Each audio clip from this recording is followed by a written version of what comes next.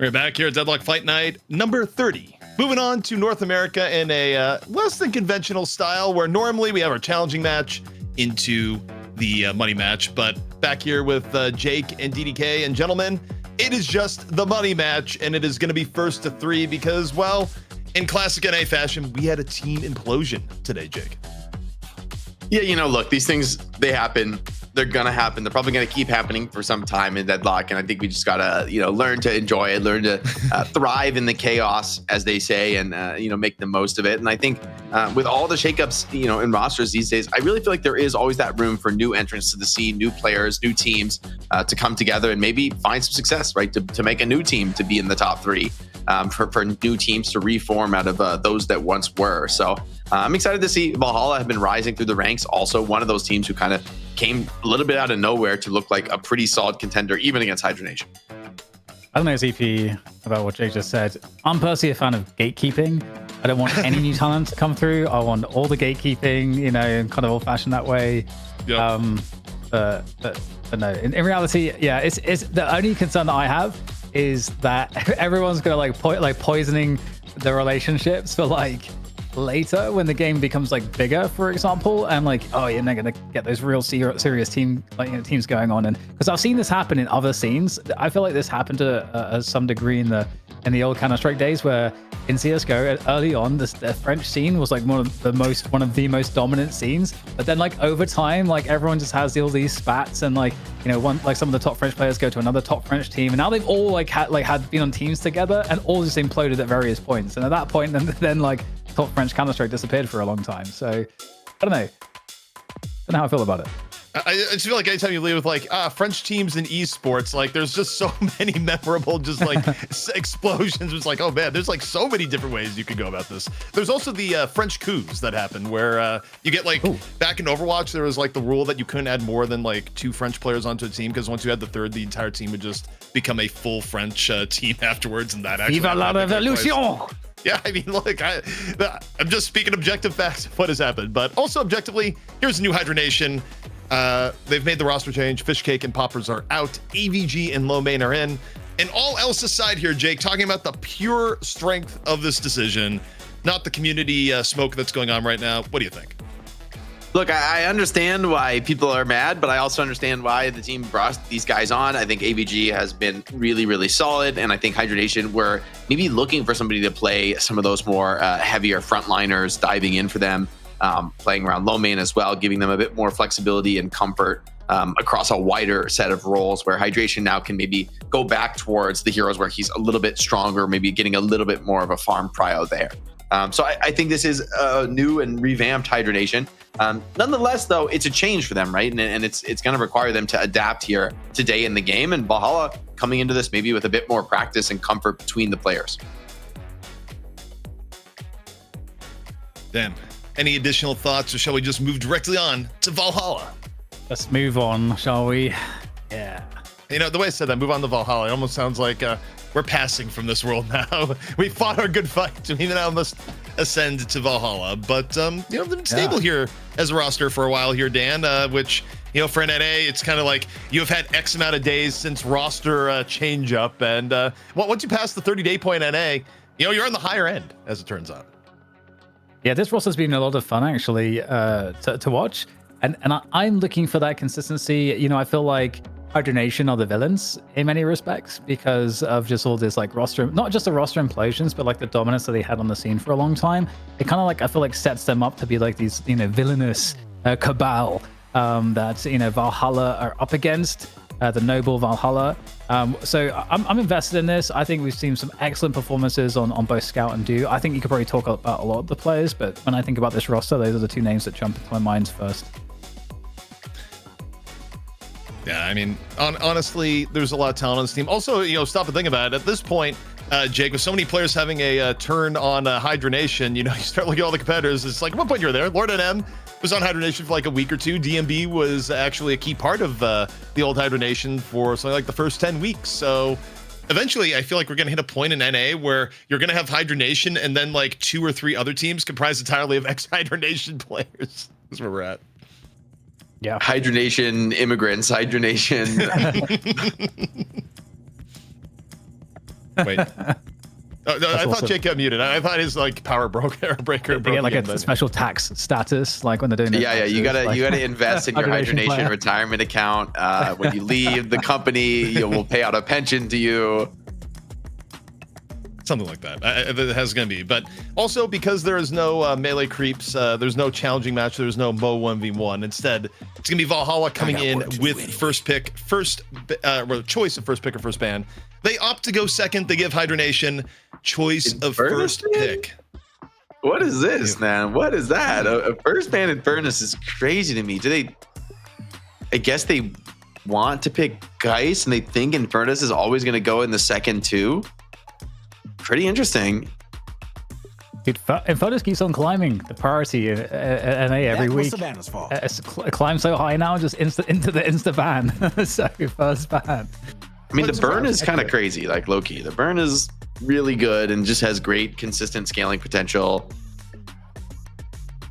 You know, based on what Hydra Nation was doing, the melee creeps Hydra Nation combo, I wouldn't entirely be surprised. Well, okay, actually, their first pick, it's probably gonna be Geist. Otherwise, it would expect like Warden to come in one of their top 2 picks here. But Geist is just she's it right now, Jake. As far as the first pick goes, it not often being one of the first bans, but often first pick. I will say though, the Infernus ban does surprise me too, because Hydra Nation loves to play Infernus, and that means on some level they're more worried about Valhalla taking Infernus early. So I didn't really expect that.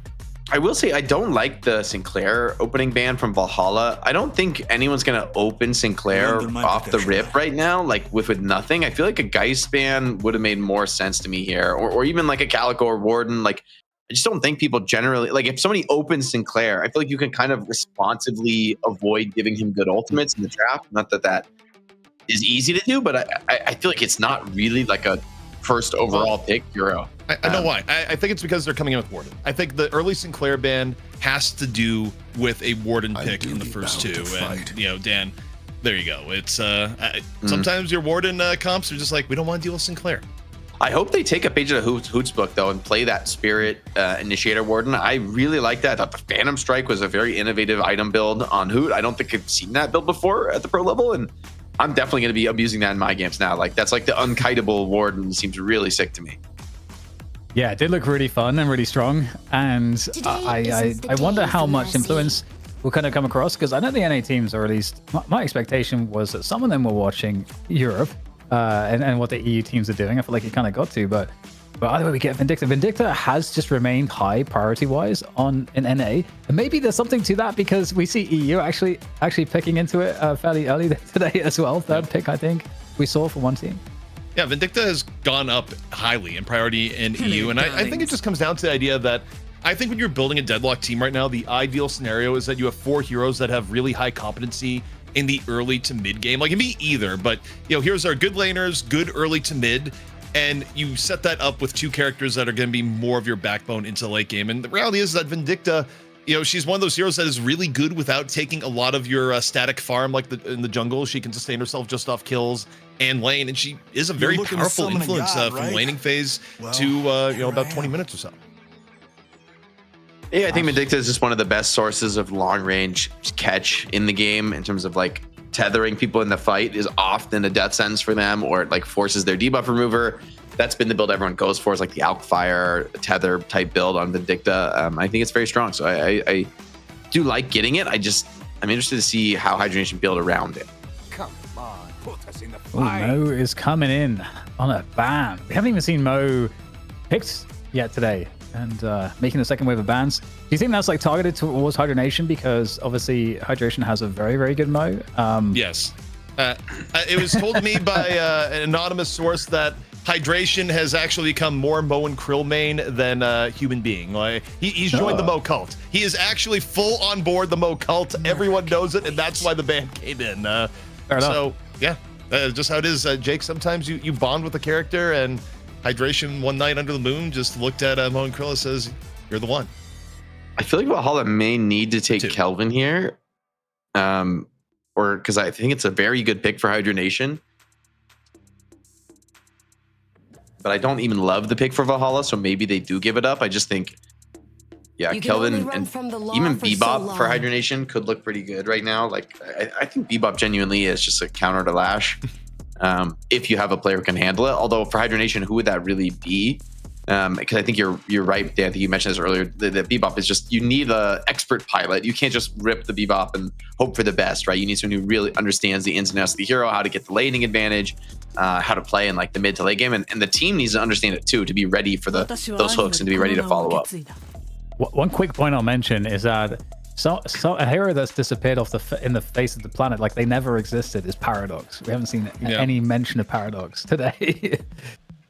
Paradox in the EU has also been, not just here in DFN, but also, one win that's been going on has not really been a high prio pick. When you go Playmaker, you go either Bebop or you go Holiday right now, and Paradox has fallen to the wayside. But that was also, overall, while that was kind of before the patch, like now that Rescue Beam is not as available, I do wonder if the opinion will change. But also, speaking of opinions changing, Jake, especially between regions, Viscous right now in the EU is still getting picked, pretty aggressively, at least. It's first ban every single time. Nobody lets Viscous through. Yeah, and meanwhile in NA, they're just like, oh, week has changed. We'll pick it 4th or 5th. Yeah, I think crazy. right now, I love Hydra Nation's draft.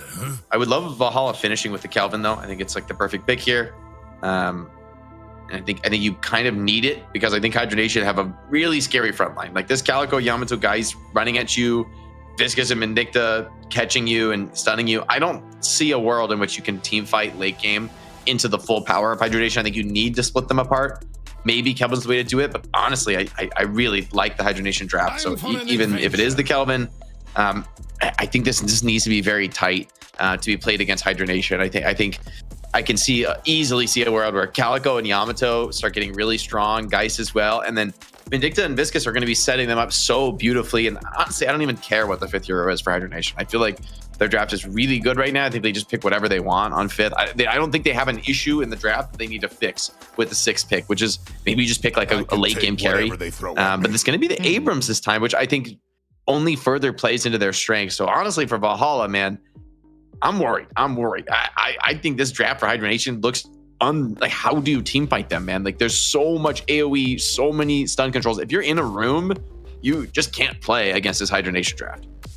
I was gonna say, make the joke actually, Jake, when you're like, you don't care who they pick. I was like, in my head, I was already looking at it. I was like, I feel like they don't need to pick anything else. Like I was trying to think, like, what should they pick? And like, their lineups are already just go with 5, bro. Go with 5. yeah. That would be pretty nuts.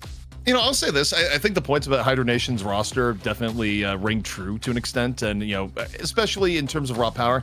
That being said, I don't think Valhalla is that far behind. I think they still have one of the best early game lanes in the Shiv Kelvin lane.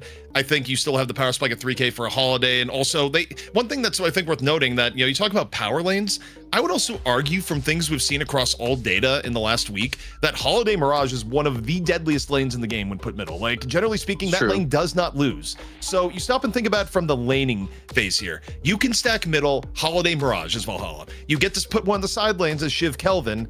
And Warden Lash, it's not, I wouldn't rate it as a super top level lane, but I mean, a lot of the Warden lanes at the moment still perform reasonably adequately. So, I mean, there's a world where Valhalla can get an edge in the first 5 to 6 minutes of this game and potentially go to a world where they do get really good farm fed the Warden and Shiv on the Valhalla end. So I think for Valhalla on paper, I don't think that this draft is that wildly out of hand. I think I actually see like conditions where they can win, but I do think they have to make the most out of the early lane, particularly the mid lane needs to win. If you're doing Mirage Holiday, that lane has to win and has to win like pretty decisively.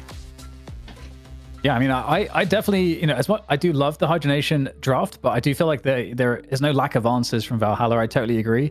So I'll be curious to see how they employ a lot of those answers. I do think the Holiday play will be pretty instrumental, and I'm really looking and hoping that we see Holiday play that's hyper aggressive. A lot of those like barrel ganks early, very early. That's what I want to see. Yeah, I think this is a game where Valhalla need to snowball and need to get a lead and continue to grow that lead. I think I see what you're saying from the laning stage. I think they actually do have some maybe better lanes, probably better lanes on average than Hydra Nation. What I'm worried about though for Valhalla is it's a lot of pressure to be under to try to end the game early. I just think Hydra Nation, this draft is like, if they come online with all their heroes, I just don't think you can win fights against like a farmed Yamato. Like there's so many stuns, so much control. and all the damage dealers are incredibly tanky for Hydra Nation. Like in the late game, Yamato, Geist, Calico, these heroes are really hard to kill. And then you're going to be stunned 24/7 by Abrams, Viscous, and Vindicta. It's going to be so hard to fight. Okay, so Lord NM is probably on the lash, given the Avengers Assemble. This is for an A. I mean, this has just been full of my DMs where Lord NM is just, this is a mindset right now. The NA players have gathered together and they see Hydra Nation as the big bad raid boss with the merger of melee creep. So we'll see how it goes. Also, I'm kind of curious, is it hydration on the Abrams? I would get, in the old lineup, I would guess yes. In the new lineup, there's a world where maybe it's something like AVG on it. I suppose we'll see, but no, it's gonna be hydration on the Abrams. And you know, Dan, any thoughts here on the laning before you bid adieu for a little bit? No, I think the story that we've talked about here, where we do need to see Valhalla get ahead early. I want to see Scout be in a position to roam early, and that does. The thing is that they're set up well for it, as you were mentioning. The Mirage Holiday, if they can win this lane quickly, they can get active on Scout, and I think we've seen this from Scout before on Holiday. Like super active, that's what we should expect. A lot of ganks, so barrel ganks coming onto lanes, lasso ganks. If that stuff goes well, I think it's winnable, but I think a lot of it does pivot on Scout's performance. Jake. Oh, Lord NM thinking he was going to get away. He just instead get the mobility from Leffa there and gets away. 20 HP, 19 HP, and no, a little bit of flask for your trouble. But you got to respect that extra level of effort. And I will say, it's a point of failure, but also a point of potential strength as, oh man, Scout getting a little bit bullied. But I was going to say, for Hydra Nation, if Hydration is able to get ahead as Abrams, I feel like it's over. And the same note, Hydra Nation is kind of in trouble if he falls behind. It's the Abrams economy curse, or blessing, depending on how it goes. Maybe. I mean, I think Abrams, obviously Abrams is one of those heroes, if you're farmed, like you're loving life, you're feeling amazing about it. But and just like turbo running at the end of it, I don't know that he needs to be that farmed in this game to do his job. I mean, he's got a lot of help in the front line. I think the Viscous and Vindicta are going to set him up. If he's farmed, he's going to be doing a ton of damage and like maybe even carrying some of the fights.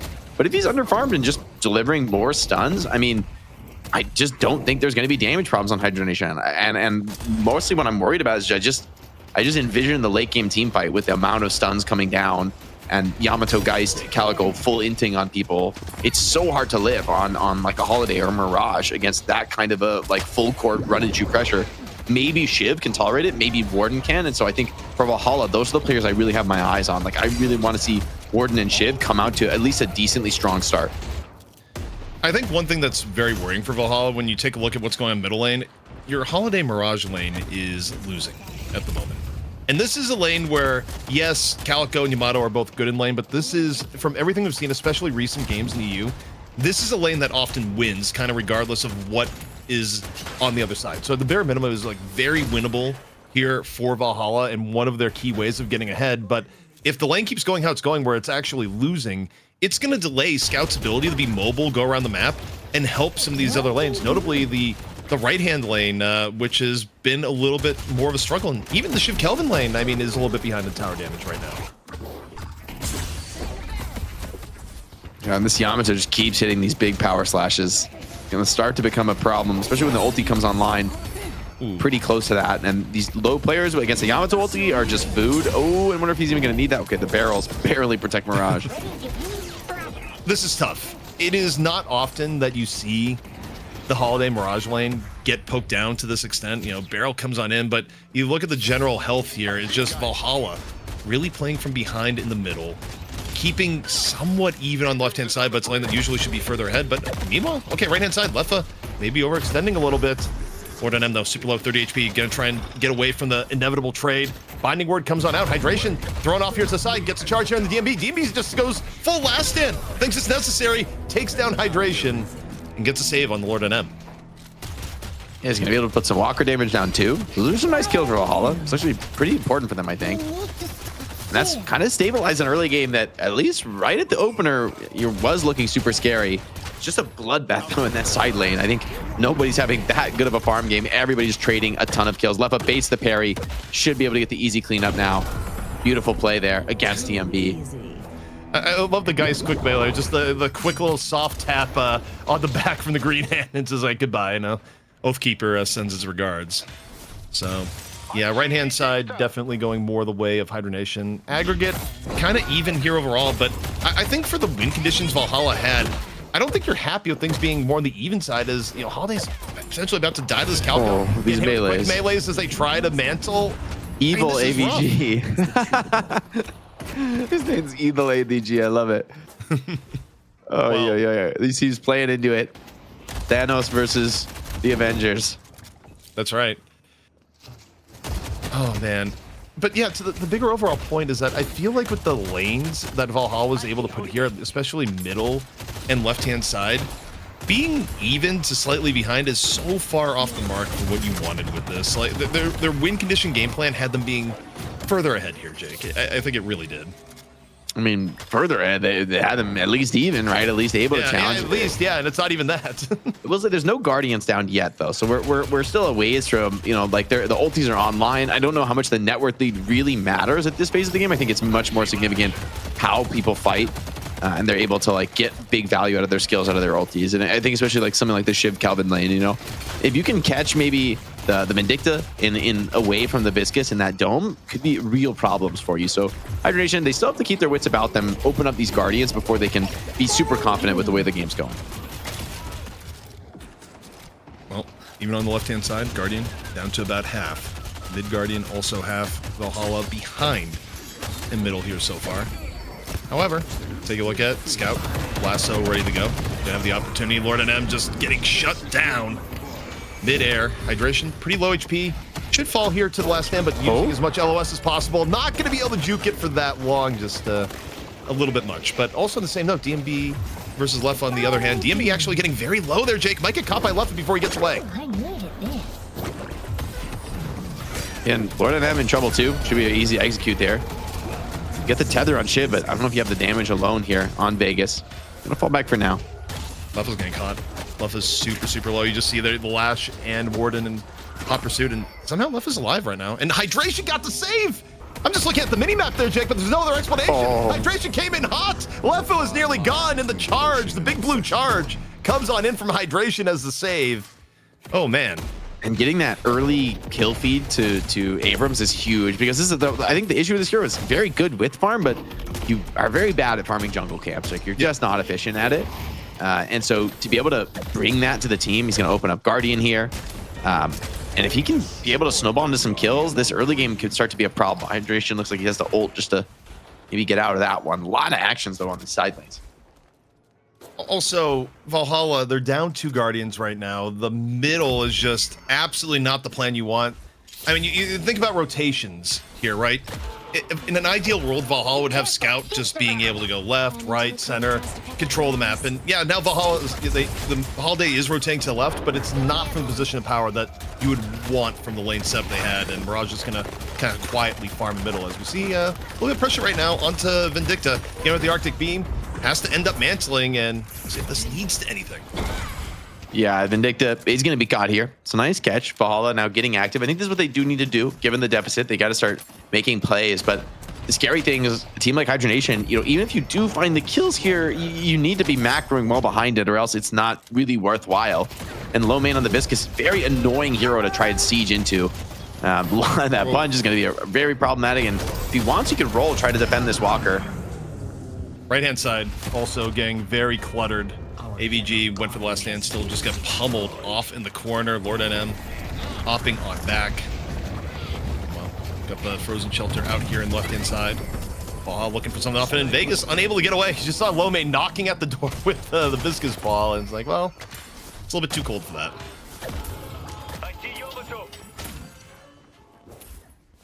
Still in the center sack, a little bit of value here for Shib. And the game's, I mean, the net worth still very tight, right? So, I mean, my feelings about the advantage of these comps, notwithstanding, this is, you know, on the numbers, still a very even game. I think Valhalla can find a couple team fights. They're very much going to be in a decent spot. What I'm just worried about is how those team fights end up looking. Is the execution clean from Valhalla? I think Valhalla, to their credit, right, with the Lash and the Kelvin, if they can make this kind of a game of urns, that's maybe the weakness for Hydra Nation. I think they're very strong where they can get into close range and, you know, chase down enemies. But in these very wide open parts of the map with the urn drops, maybe that's the spot for Valhalla to stake their claim and fight. And that's also true of the Walker sieges. So Hydra Nation, you know, I as strong as I think they are in their preferred area of conflict, I think they may have some trouble if Valhalla can just force objectives to be the name of the game. Dan, we're still in the middle of pause, maybe about to unpause as Vegas does his best EU impression, but you know, your thoughts so far, 9.5 minutes in as we're setting up here potentially on the left.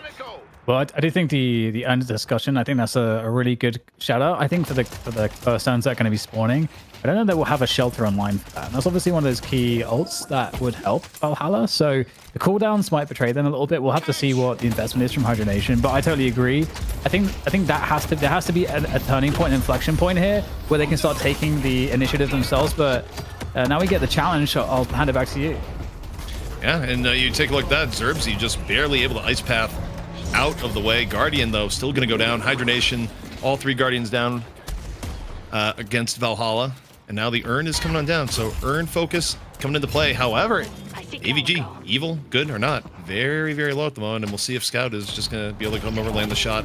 No, probably not. Not a chase down you want to go for here in the moment. But the Urn is controlled by Valhalla. And Jake, they will have options to force in. You were kind of mentioned. I mean, when you have a Kelvin, you can just kind of force in the Urn given the right circumstances. I don't even know if Hydra Nation are gonna try to contest given the Shiv, or rather the Lash Kelvin. I think you may just give it up. But Valhalla not in a rush. He's doing a lot of boxes on his way with the Urn, not forcing this by any means, and not really even any players controlling the drop off. So I wonder if he even is gonna attempt it. It could just be a fake. I feel like they should go for it. I think this is where their comp is at its strongest, is contesting Urn drops. So for Hydra Nation, they're showing as if they want to contest, but yeah, I think they are going to be looking to go for the contest. If they can just get inside the frozen shelter, but by that same token, playing close to that Urn drop, try to counter frozen shelter, you could just get caught in a huge Lash ulti. So this is maybe a moment for Valhalla to even this game up, or maybe pull into the lead. One thing I don't love here, if you're going to go Urn fight, I get he's in left, but I feel like you want Viscous for your Urn fight, generally speaking. But okay, the fight is underway. Rocane getting caught early. Shadow Transformation, not going to work out a save. Valhalla up 1 instead, though. DMB also getting caught. Even to back up here, off on the side. Now Calico chasing down Zerbzy, forces out the frozen shelter. Big force, and still might not be saving Kelvin's life. Zerbzy getting hit from all ends right now. Hydration looking for the fall through, but instead Ice Path gonna clear him out for now. Urn has dropped. Picked up here by Evil AVG. I don't know why I'm saying Evil. I hate you, AVG. Why have you done this? Why have you done this? But it's picked up by AVG, and now clean Urn turn in. That's gonna come over. Yeah, it's big that they're able to force Zerbzy to drop. I think that's a mistake from Kelvin to be caught there, frankly. Should have maybe backed up harder while the team was dealing with Yamato. But they used so many skills to kill Yamato. I think it's a good call from Hydra Nation to force a fight elsewhere on the map and punish where Valhalla are not. So Hydra Nation only expand their lead. I mean, in the end, it's a very positive trade. Getting that Urn done, losing Rocane, absolutely going to be worth it. Yeah. 64K, 71K, Hydra Nation nursing a pretty decent lead right now. Able to warp the Urn fight to their advantage just by getting Zerbzy in a bad spot. So the early pickoff not necessarily leading Valhalla to glory. But yeah, I mean, this is interesting where it's at. Still options here for Valhalla. A lot of ways that team fights can go right, especially in a moment when Shelter is back up online. And, you know, overall, it hasn't quite devolved into a game where Hydra Nation is just relentlessly taking the jungle of Valhalla. So you kind of look at it here, Jake. Next Urn in 2 minutes, Valhalla should have at least one more good fight in them. Yeah, definitely. I think fighting on Urns, even at this soul status, I would still say they had an advantage. I think their comp is actually so much better around the even Urn drops. That being said, they're doing a little bit of jungle stealing, maybe baiting in some kind of a counter engage, but neither team wants to be the one to make a mistake. Mirage, though, League holding this solo lane on the side is going to create some advantages here for Valhalla since he can come join the fight. Hydra Nation, if they want to punish, they got to be worried. They're going to have to fight all 6 of Valhalla ready to fight together. For now, both teams settling on their jungle. We'll see if there's a little bit of movement here from Scout. I mean, ideally, when you're running... Okay, as I say that, last one comes out. Scout, did you connect? Is anyone caught in there? It looks like that's the case, but the fall through may not be there. Hydration there with the protection. Frozen Shelter comes on down. It's not enough to save Scout. And just like that, we got a Death Slam coming on in. More from Valhalla, moving over, trying to equalize. They get Hydration at a minimum for now. A 1-for-1 trade. key resources have been used here by Valhalla. They're down most of their ults, still got a killing blow. And now we look over here to do. Killing blow at the ready. Let's see if anyone gets a little bit low. As low main that was in a little bit tough spot goes to the other side. Low main just going to roll away, not quite past the critical point. Close, yet not close enough to be hit with that killing blow. Forcing a purely defensive ball is actually very good against Viscus. I mean, he's probably building quite heavily for the ultimate, so there's maybe a window here for Valhalla to try to get something done, but still, the macro trades, I mean, Rokane was just farming up that whole time. This Yamato is, and Calico as well, are starting to get to a pretty scary point in terms of the soul accumulation. I think Do and DMB are very much on even footing, though, so not going to be the end of the world either way. Taking a look at right-hand side. AVG a little bit into Valhalla territory. Keep your eyes on Lash. Lord NM keeping tabs on it on the Lash. Potentially 3 versus 3. Well, 3v5 brewing here on the right-hand side. Hydra Nation going a little bit deeper in the Valhalla territory here, but also at the same time backing out. Earn, meanwhile, being dropped, and it's going to be Hydra Nation with the control. It's why they were overloading there towards the right. And contest-wise, you know, if you're Valhalla here, Jake, do you go for the full contest or try and go for objectives? You know, they got both options, but wait, do they know Hydration's here? No, Hydration is the one who is hunting, goes in for DMB, but also going to get hit by the Binding Word. And this is going to be a very close-up fight. Oh, DMB gets bursted down, though, even through the Kelvin heals. The right where ulti's just not enough. Low main rolling inside of that frozen shelter is so powerful. The Viscus was able to slip into that one. And that's 3 kills. Hydra Nation hunting for more. This could turn into a team wipe right now. You need to cut your losses, Paul. You need to get out of this one. Shiv, it might be too late for him. Remember, he's blocking a lot of that damage, but yeah, the passive is just going to finish him off. And maybe just a mid-boss. I mean, that's 5 kills. These are very short spawn timers, so maybe it's smarter to go for Earn and some walker damage, which, yeah, as I say it, like, the spawn timers are so short at this point of the game. It's very hard to do an uncontested mid-boss, but that is a very sad sign for Valhalla, right? This shows that the game is really slipping away from you, and the Hydra Nation draft, the tankiness that it has is like, how do you even come out on the map when things like Yamato and Calico are just gonna hard in you all the way back to spawn? Like, it's really scary to play this for the damage dealers on Valhalla. Also, I'm not sure about this. You just have League coming out here kind of taking a sniff at what was going on near the Urn. May have gotten himself caught. It's a lot of Hydra Nation in and around, but is going to be able to be a little bit slippery with the tornado. Get on out.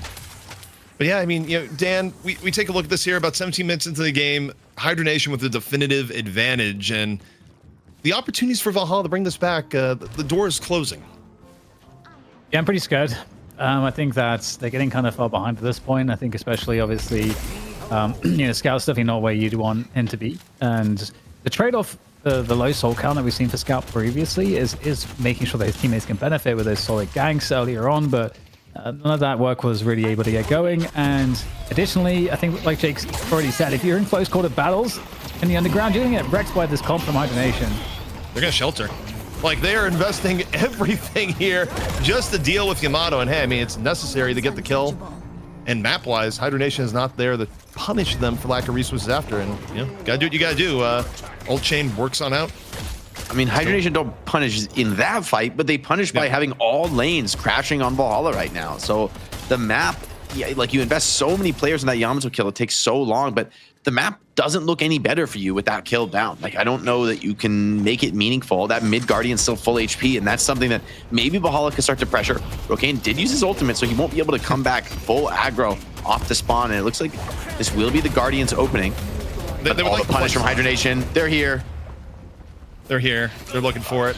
Down and over. Shiv's not going to get away. I mean, I do feel like Valhalla had to commit there to get flex slot, because we're 18 minutes into the game now, so being down on Guardians with the recent change is pretty brutal, with it being over 2. But now, fight still going on. Oh. Your Hydration just going to the air. And a little bit of refuge here into the subway is Leffa, who's quite low, but also well protected at the same time, and DMB just going to fall. It's so scary to chase Geist through a veil on low HP. Just can't take that kind of a risk. Part of the value Geist has such potential to counterplay and turn around situations, allows you to position so aggressively. Low main doing just that as well. This seems like Vegas may have overset the mark, but he dies, he gets the walker down. He did his job. Leffa looking a little bit low here. We'll see if the punish is enough. There's no more swap. It's a somewhat defenseless Geist, but you don't have the personnel to actually chase it on down. Meanwhile, while you have pressure in the middle, let's take a look over here at the Walker. That's right. You got a cat, you got Yamato, and they turn it on down. AVG with Rokane on the right-hand side. Hydra Nation relentlessly sticking to objectives, and what was just a 10K lead a few minutes ago, Jake, has now ballooned into a around 25K lead at this point. I see Mirage. I was like, what is that item? That's the new Hunter's Aura icon, the hydration belt. I'm like, what? I've never seen that item. The wolf head. That's pretty cool. Well, there's at least 2 wolves inside of Hydration now, and one of them comes from Hunter's Aura. But Oh my god, he almost got trapped. yeah, he may But the be very cube. trapped. I mean, the cube's coming in, and there's close quarters here. Like, do you actually want to fight Abrams in the garage in this situation? And Valhalla just kind of says, no, actually, no, we're good with that. AVG, meanwhile, deep into a skirmish, but it's Calico. They're slippery. Lord NM now getting focused in from both sides. He's going to go down. And the rotation from Hydra Nation here, pretty decisive, where Hydration does not go down. Got all the support in the world for that. It's gonna be a game-ending fight. Valhalla have to be very cautious right now. They could lose all their walkers if they get cleaned up with waves crashing on them.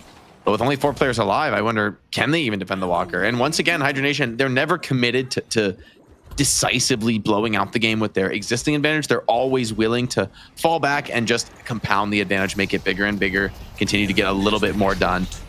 And the earn take doesn't seem to be that much of a commitment, but for Valhalla, coming in to contest this mid-boss, such a huge risk.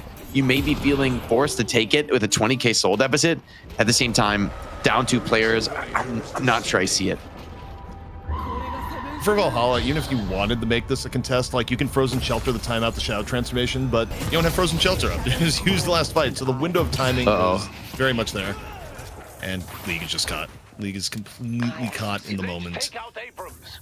And it just feels like we've hit the period now of perpetual staggers where Valhalla, I mean, you stop and look at it here, Jake, short of an enormous death slam or, lasso, there's just not a lot of great ways they have to initiate. It's kind of what we talked about at the beginning of the game, where Hydra Nation's front line, very tanky. They can just kind of run at Valhalla. The prophecy has just kind of come to pass at this point. Valhalla, they're close to this drop, but I don't know if you want that smoke, man. This is a very strong Hydra Nation. There are only 4 players here, but 4 is more than 2 ZP. And yeah, Hydration himself just baiting a little bit, but yeah, he's going to get this earn drop. Walker's being pressured on the rest of the map. I mean, the waves are all against you in Valhalla. You have no space in the map. You're falling further and further behind against the region of the TP in deep behind the Walker. This could be a backbreaker. Could be another chance, though, for Valhalla. Valhalla, you would love Lord NM to be up right now. Everyone's close together, clumped up by your Walker. Can Lord NM, do you hear the theme music? Is he gonna be able to come on in? Valhalla, how long can you sustain right now? DMB has last stand, maybe about to fall, got a decent amount of damage in. Lord NM coming on in, the Death Slam's gonna be ready. Do you have it? How many are gonna get here? Off the Walker, off the top rope, down, in. Valhalla looking for follow through off that. They're able to get Hydration, at least one, but Hydra Nation trading out back and forth here. Valhalla, maybe their best possible engagement they could have had, and even then, Jake, it ends in misery. Yeah, League is going to live, which is going to allow him to deep-push just a little bit. It's actually pretty huge that 1 player survives. I mean, you can't go full tilt aggro right here for Hydra Nation, but it's only a matter of time. They're just waiting for these rejuve spawns, getting healed up, trying to sustain what they can. And Lee's taking a lot of damage. Hold on, if he goes down here, oh no, AVG slips into the base there on the Calico. Burst down that background, has 9K souls to spend, and I think they're going to drop the Patron. And this is a scary spot. Scout solo alive, doing what he can to spam and pressure, but wants to avoid the same fate as Mirage. Dying more deaths here, staggering out. The game could quickly fall apart. It is going to get worse before it gets better. Hydra Nation thinking for a little bit of fountain diving here, perhaps. Scout and DMB both going to go down.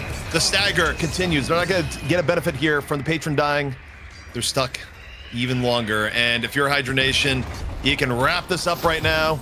Call them villains, call them demons, but right now, still looking like the top team in NA. Frozen Shelter going to drop down to delay this a little bit as Viscous, a ball within a ball, Jake. But the ball that matters most to your team, the patron, it's going bye-bye. Hydra Nation up 1-0 here in the money match. Yeah, just a decisive victory from Hydra Nation. As close as it was for a while in the early game, I just, as soon as I saw this draft from Hydra Nation, I just got worried. It just looked like really impossible to team fight into. The players who needed farm got farm, even though Rokane got punished a few times on the Yamato, getting like a heavy commitment from Valhalla players. Hydra Nation played so well around like always macroing well, always shoving waves on that. Like even though they do lose a player in the pickoff, they're winning elsewhere with lane pressure, with jungle, and they felt like they just got further and further ahead. We were talking about Valhalla having a chance maybe in defending the earn drops and picking them up, but Hydra Nation was so on top of that. They did not allow the earn drops to come in. They kept controlling the pickoffs, even punishing Zerbzi at one moment, like stealing the earn away from him and turning it in themselves. And I think once Hydra Nation had captured Valhalla's best advantage for themselves, felt like the beginning of the end. Dan, your thoughts? You were watching from the sidelines the entire time, and we just saw the gap grow and grow, even with what should have been a pretty good early laning setup for Valhalla this time around. Yeah, I think, one of the things you'll always run into is we don't talk about it too much, but there's obviously the individual skill check on the lanes, just because on paper you have maybe like a slightly favored lane. You still have to like outplay your opponents, and there's more to it than just talking about how it goes on paper. And Hydra Nation, we know of the NA teams, they're just jam-packed with individual talent and skill, and that's something that they've worked on a lot. It's like really making a great advantage out of those early lanes, because it used to be a weakness for them. Like a long time ago, they used to be all about the solo lanes, way back when. So they're pretty good at that phase, and so Valhalla not being able to get further ahead there, we isolated that as one of the win conditions, and one of the ways in which your holiday pickup is going to give you the value, and then kind of just bringing in the greater context of all of the team comps. Well, that's the value that you really have to find early, and they didn't manage to do that. Then this fight, I think, really encapsulated, I think, a point that Jake mentioned, because this was a really impactful fight that happened. And Jake, I know that you mentioned, like, if you're fighting close quarters in like the underground, you're going to get absolutely wrecked by this Hydra Nation comp, and that's precisely what we see in this at this inflection point in the game. Yeah, I think they really understood their win conditions well, and they played to those outs. Also, this classic great macro. And the lanes, that were maybe supposed to be a little bit more dominant for Valhalla weren't able to have that same level of efficacy. Like, they were pretty competitive lanes, but this, we've seen Mirage Holiday be very, very strong, and yet I think Yamato navigated that lane incredibly well and was a huge problem for the opponents. Yeah, I mean, Hydra Nation, they came in with a clear plan. They were able to execute it and get through the rough early laning phase. And also, you talk about Abrams, wondering, is it going to be the good Abrams game or the bad Abrams game? Well, overall for Hydra Nation, definitely on the good hand. Some big saves. I mean, I still think we didn't even see all of it necessarily from our point of view, but we saw Leffa get super low and just saw Hydration come in as the Guardian Angel, just likely landing one of the biggest charges ever, saving Leffa from the 1v2 early on. And, just a lot of micro plays like that. But man, oh man, Dan, I'm taking a look at the stats here, and people that were saying that certain dictators were dead in response to the Calico nerf, maybe inaccurate, at least when played by AVG. Yeah. Well, at least the AVG... breakable stat. I mean, this is just a classic carry game. He's not getting like infinite money from breakables. True. But he's just killing you over. He's 10, 0, and 12. I mean, this is one of those games. Like, no matter what the hero is, that's not as good stat line to be going up against. And the question is, what are the adjustments going to look like? I think there's quite a few that we could probably theorize about, because I think you could argue that quite a few things could be different here to help Valhalla out. Like the fact that Viscous, was like the 10th pick or something, that's wild in of itself. That's like just crazy. I think such a late Viscous pick was wild. I would love to see DMB go with the Spirit Warden this game. I think he goes Bullet. Not having the same, I think, especially in this matchup, I would have loved to see the Spirit Warden maybe forcing some of these team fights, or being able to stand up to the Hydra Nation overwhelming front line that they were, bringing into these engagements. I will say, I think Do on the Shiv had a pretty solid game. Holiday just didn't do it for me this game. I don't even think it was Scout's play. I think it was just the reality of like trying to come in and get a lasso on the Hydra Nation team comp and live to tell the tale. Just good luck with that, man. Like you catch one guy and lasso him, and the rest of the team is just going to be chasing you down. They have no problem forcing the engagement to happen exactly when you start it. I'd like to see a pocket.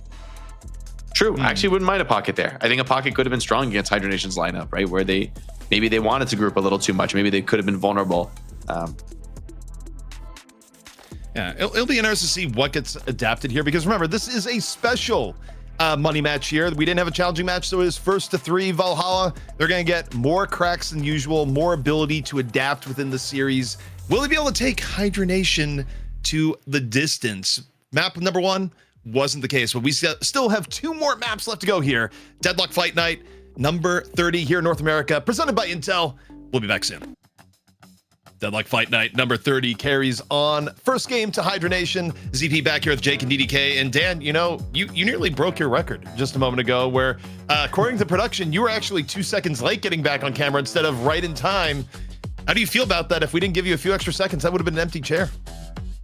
Well, I mean, I got to keep pushing it. I got to push. I got to see what my limits are. I got to test. Some people are just born to dance with death, and Dan's one of them. Dan's one. He's just that's how it is. Always testing limits, man. You got to do it. You got to know, and we got to see more limits tested here, because what we saw in map 1, it wasn't good enough, guys. Valhalla, it wasn't good enough. And the problem that I have with what we saw in map 1 is that I don't know if it gets any better, right? Where they had really favorable circumstances in my mind from the very beginning in terms of like 2 super powerful lanes, and one of your like super powerful lanes got a bit bullied. So when you see that, you kind of wonder, what is the mechanical diff today between the 2 teams? And yes, Hydra Nation is super good. They had a draft that really set them up for the mid-late game, but I do think there were opportunities that Valhalla had here that just were not realized. But Jake, the good part here is that it's a longer series, and you know, when it comes to esports games, sometimes a team can start off a little bit slow and get into a rhythm as the series progresses. I'd love to see either Geist or Calico banned out here a little bit earlier. I just think Hydra Nation got too much of what they wanted. I think getting the Viscous so late was like almost criminal. I think because the Viscous would have also been very good against the Hydra Nation team come up, right? Like, as good as they are in close range, now you're dealing with a Viscous who's disrupting you and countering one of your biggest strengths, while at the same time setting up for the rest of the team. And Hydra Nation, once again, they just think maybe it's also the Infernus ban is like covering for this insanely tanky frontliner heavy draft, where Infernus is maybe one of the best carries at answering that, whether by ulting in and attacking you, or just by like naturally the burn, the toxic ricochet in him, like late game can be a problem for these characters that want to stack up and group together. Well, this will be telling what Valhalla perceived as an issue, maybe, but they'll actually get rid of the Mirage. And Hydra Nation, do they shoot for the same draft? They might have the ability to just get this similar or same draft now. Geist first, I'm never going to be mad at a first pick Geist, and I don't know what Hydra Nation would really do differently in terms of the first pick, or why they would change, like given how last game went. And just because you pick the Geist doesn't mean you have to go with the same strat as last game. You could have the Geist and build for a much more diverse, you know, maybe a longer range strat, maybe one that not as committed to fighting in small rooms. But man, if you get that Geist Calico Yamato with a bunch of stuns, hard to criticize. I wouldn't mind stealing the Vindicta away though from Hydra Nation. Yeah, I was kind of thinking the same thing. I think you talk about comfort picks. There's no greater comfort pick, I think, on Hydra Nation than Vegas on the Vindicta. It's just the hero that he's played a ton of. The Warden isn't going to change, but I think they must have had something in mind when they banned Mirage, because clearly they played Mirage themselves in the last game. So maybe this is kind of one of the plays of, well, we're going to prioritize our actual gun damage a little bit more here in the early game. We're going to take away Mirage, and in response, we're going to take away something else Hydra Nation was playing in the last game. And the most likely candidate there probably would be the Vindicta. So, Jake, we'll see if your guesstimate comes in here. Do they take the Vindicta in the first tomb? But no, instead, Dan, they decide they want to protect the Warden with the Sinclair pick. Yeah. The Sinclair value has been interesting, because obviously we saw that be like there was an opening ban, I think, the last map. So kind of interesting the value they place on it, and that's obviously to protect the Warden. I agree, and perhaps also add something to their core of their comp that is going to be helpful for them that we don't know the full picture of just yet. So Hydra Nation, though, because of that, they're going to get sort of whatever they want. And so you're going to get the Calico. They could get the Yamato in here again. I forget what their third pick was last time. Was it Yamato? Might have been Yamato. Not sure if it was third or fourth Yamato. I think it was third Yamato, Vindicta, fourth maybe? Viscous. No, or it could have been Vindicta. Yeah, I think Viscous was fourth. Vindicta. I think it was third Vindicta, as I recall. Right. And honestly, I would love to see a Vindicta here. I think this is a great time to pick it up. Yeah, like why not? You know, and for War, I think it's a great matchup into Warden. You can escape away from the ulti with your flight. You can pin Warden down so that he can't chase with his ulti. And I just think Warden tends to not buy debuff remover. It's not a typical item for him, and buying it, you may be forced to just deal with Vindicta, but it never feels good to be forced off your build into a defensive item where Warden typically just goes all greed offense because of his ulti. Potential to keep him alive. I like the haze though. I think this is the type of switch up that you needed to bring out in this game. I am still a little worried for Valhalla though. Like Hydra Nation, they're brewing a similar strat where they're like gonna be way too strong in the close range. Maybe you could ban the Yamato here. I think Maybe ban the Mo again. There's a good reason for the Haze to come in here, though, is that what a lot of people feel like is that Haze is one of the better picks against Vindicta in terms of making Vindicta's life really, really difficult. They're going to take away the Holiday because I think they may not feel they need it if they're running the Haze. So that to me kind of signals that maybe it's even going to be like Scout on the Haze here, and they're not going to go for a traditional playmaker in the vein of a Paradox, a Holiday. I mean, maybe they still consider going the Lash. It's one of Lord NM's best heroes, but, you know, Dan, we'll see what Hydra Nation decides to take away in just 1 second. Yeah, I mean, I'm sad Valhalla didn't ban the Viscous there. I feel like that's you know, that's something that's super high value. There's only one Viscous that exists in the game. You can't really like easily supplement that role. So I feel like this is guaranteed to be Hydra Nation picking it up unless Valhalla pick it up, which I think you can't go wrong with getting a Viscous in any stage of the draft, to be honest. So I would love Valhalla to pick it.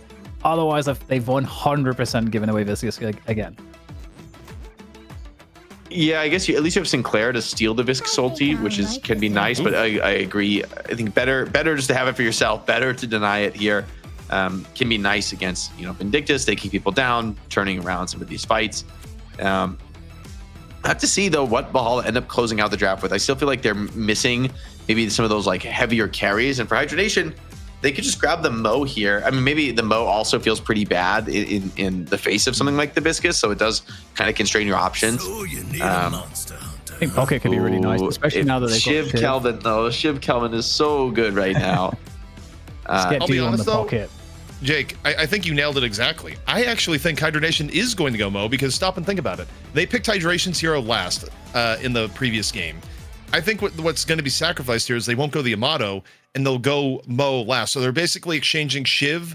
They're taking Shiv as higher priority over Yamato, and then Hydration is going to pick the Mo and Krill, because again, word on the street is that Hydration loves doing Mo and Krill, and it's basically a very similar comp to what they were running last time, minus the fact that you have Shiv there instead of Yamato. So if last pick is going to be Hydration the Mo, I really would not be surprised. It makes the Infernus ban make more sense to just just protecting them, the Mo and Krill against a possible Infernus. I think Kelvin is also a good option for Hydra Nation. I really like that pocket pick, actually. I think this is a great time to bring out the pocket. But I feel like giving Hydra Nation Kelvin is so scary with the draft they have, and Kelvin would maybe help you deal with the Lash a little bit better. Maybe you don't care about the Lash. You can just like Haze Dagger sleep him out of his ulti. And feel like, okay, that's gonna deal with the matchup, or just Viscous cube save people and call it good there. And they go with the, okay, actually, I like the people. That's another way to answer the Lash. The Kelvin Dome maybe is a little too defensive of an answer. But now I think Hydra Nation, I feel like Kelvin is an obvious pick here for them. And I think a good one, but I don't know if this new version of Hydra Nation wants to be a Kelvin team. Yeah, maybe we see the Mo, like if it's really that stylistically comfortable. I feel like it makes sense based on what CP said. We saw the ban in the last map of Mo and Krill, so there it is. Yeah, I can't wait to see it. Honestly, I get the play here is that, generally speaking, you think about, Jake, what fandom Mercy mains got in the Overwatch community back in the day, and that with Mo and Krill potentially being Mercy main community 2.0, with the Mo cult being very vocal, very active. Hydration, this is a career move, man. This is where, if Hydration leaves competitive play, he could be the Mo idol for the next 5 years. That's how I'm feeling right now. Yeah, I mean, Mo can be good this game. I just also see problems for Mo. I feel like this is a very... I actually don't think Mo's a good pick here. I think if you make it work, it's because you're just executing insanely well. But Bebop can hook you while you're comboing. Viscous cubes people to save them. Warden can trap you, or you can get Rabbit Hex. I mean, there's a lot of stuff that you're very vulnerable to when you lock yourself in position here on the Mo Krill. And I feel like Valhalla, if they have the mechanics to compete, this is a draft on which to do it, right? I think Bebop can make those solo plays, Pocket, Haze, Viscous. Honestly, they have a lot of highly mechanical individual playmaking heroes. And for Hydra Nation, I think this one should be a lot of it tougher. However, Valhalla, it's all going to be on the execution, right? If their team fighting isn't clean, if their coordination isn't on point, then their draft is going to fall really flat, because they don't have any super free combo, obvious easy way to team fight. And although like it's a high level team, maybe you don't need that. I tend to like when people have obvious, easy win conditions. I think that tends to be quite good when something's very simple and consistent to execute. Like, you know, go Kelvin Dome with the Viscous Ball. Like, good luck dealing with that. You know, like that's a really powerful strat. And for Valhalla, it's a lot of individualism, but I'm excited to see, especially what Bebop, Pocket, Viscous Haze, like how these last 4 picks end up looking in this game too. You know, Dan, as I look at this here, I think the Bebop is obviously always super variable in what to expect. But, you know, as the team names are, you know, be not fooled. It's Hydra Nation on the left, Valhalla on the right. But TAS is a tough act to follow. When you're talking about impressing the audience right now, they've already seen absolute greatness earlier in the day. Again, you be an effective Bebop, people are like, oh, is that all? I think with that said, you know, this is a great Bebop game because of the Mo and Krill, like some of the frontliners, like the lashes that you know, lash ults and stuff. Like there's a lot of, and also like Vindicta too. Like, you know, Vindicta's not very mobile when she's airborne. So this is like potentially there's like, you know, a target rich environment for Bebop and the hooks. So I'm hoping that it's like an easy game to get impact on that Bebop. And honestly, I do agree with Jake. Like, I think this Mo and Krill pick, it's got a huge amount of issues in this game. So this for me is like kind of a test as to whether Valhalla can compete with what feels like a way more competitive draft. Because if they can't do it in this particular draft matchup, I feel like it is going to be a 3-0 victory for Hydra Nation.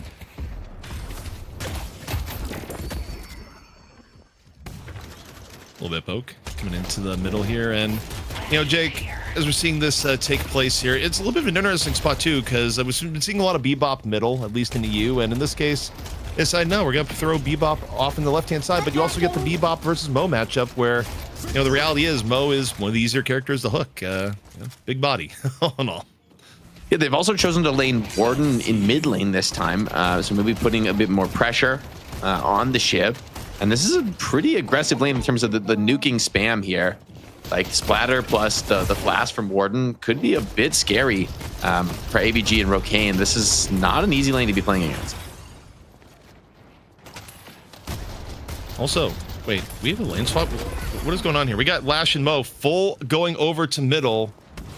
And this is a new type of lane swap. We saw a lot of teleporter lane swaps, but what if we just did a lane swap where we leave 3 in middle and go for a quick little drive-by? Instead, the swap is full in, and you know, okay, you stop with it, that kind of makes sense, right? Like, do you want the Mo versus Bebop matchup? Probably not. Whatever. There's a penalty for crossing, and AVG is about to pay it. Gets hit with the bomb, gets hit with the hook. He's getting no here. Out. Is he gonna get out? He's in big trouble. Oh, he's juking well though, and Shiv is healthy. This is not the easiest tower dive. However, the wave crashed very hard on the Guardian for that wave swap, and he did a lot of damage. So without a kill, I still think it's almost better if you had died on ABG. He's gonna be so low. I don't think he's gonna be able to really do much to defend this Guardian. He's trying to regen up, but Shiv getting hooked in now. He's in big trouble, and the tower taking massive hits. Yeah, super interesting. You know, play here from Hydra Nation. We're prioritizing lane swap. And by the way, you take a look at middle lane. They're paying a penalty for it right now, Jake. They really are, because that middle Guardian has gotten pummeled. It was not a expense-free lane swap. Also on the left, I mean, both Guardians took massive damage. I mean, this one could really come back to bite Hydra Nation. And honestly, all the lanes are being really assaulted across the board. Bebop getting active again now. And Lee's getting a lot done. Shiv committing for this. I don't know if you want that smoke on Shiv. Okay, no. It's out. And also, even without the kills there, you got enough damage that they're going to come back in, and have a really good shot of getting the Guardian down early. So, yeah, I mean, it's interesting because it has been the day of lane swaps across both regions where it's coming more into play, but we've seen good swaps and perhaps bad swaps. And in this case, you know, if you're not using a teleporter and zip to facilitate, you know, Valhalla right now getting a bit of an edge. Low main, though, able to punish Lord NM over in middle, so first sign of life here for Hydra Nation. And I don't know, I mean, the Mo Krill in mid looks a little sketchier than it used to, right? Where there's like a lot less cover to be playing that close range, although hold on, this dive could be slamming down on the DMB. Low main's got to be careful, though. Doesn't want to overstep the mark, wants to play up that Quicksilver reload and try to sustain through the fights. I think there was a world where I didn't catch the full end there. I think Hydration was maybe like 2 meters away from just dying to a flask also when that went in there. So went in for a score, and then very much on a razor's edge. Of course, we're getting a little bit of look here at the right-hand side lane. You in trouble. Yeah. Vindicta up in the He's sky. dancing well on the pocket, but Vegas can't got quite get two. any extra damage in. And they're so low, but so is Sinclair. The range is good from Vindicta. Sinclair just going to back off, get the regen. Mystic regen proving a lot of value. The Crow on Vindicta, right? Getting so many procs of that. And now with the snipe online, you got to be very cautious here in the side lanes. And Hydra Nation maybe eked their advantage back out again, despite everyone being so low. Oh, both those trades going against Valhalla, really painful. The mid lane that started off so good. Hydra Nation, Jake, up to a 2K lead. you see what happened there? They actually both dove to get the Guardian down. They wanted to invest to get it down. They nearly got it, but Hydra Nation just had enough damage to punish both in turn. They just misjudged when they could full commit for the Guardian, and I mean, they're still going to get it on this next pass, but they gave up a bit of farm advantage for it and then some. I mean, you look at the difference between Hydration and DMB, about 1K. They're going to go in now, and I don't think there's a whole way that they keep that alive, but I mean, Hydra Nation made them pay for it in a very significant way. Yeah, definitely getting those kills is nice. I will say, I think in the end, it's still a winning position here in theory for Valhalla. They're still a little bit ahead, but I don't think you're going to be able to siege much more than this. Well, now it's about the rotation here, because normally in this situation, what we've seen is that once you get middle laid down with Viscous, this is where Viscous basically goes full Holiday Paradox mode. It becomes the Viscous map-wide Avenger. You use Viscous's really good mobility, and a way to like turn fights in left and right. So I think for me, the focus has to be here. You leave the Warden to take farm, and when does Lord and M say, okay, time to move? It should be soon. Yeah, I agree. I think rotating with the ball, maybe opening up some of these side Guardians, maybe helping out, and dropping that tower. Yeah, it looks like it's going to be a clear here on the side tower. Guardian should be so low. I honestly think you could just go kill the tower on Lord and M right now. You just run in with a melee and get it done. Doesn't he reload? Had a chance to free reload. He has a full. I think it's a spec bug, I believe. Oh, okay. Spectre it is. Now goes in. Goo ball. Looking for the opportunity, and not the most. Oh, wait. It's a hard place to goo ball. Yeah. Wait, it gets the turnaround. Still gets two.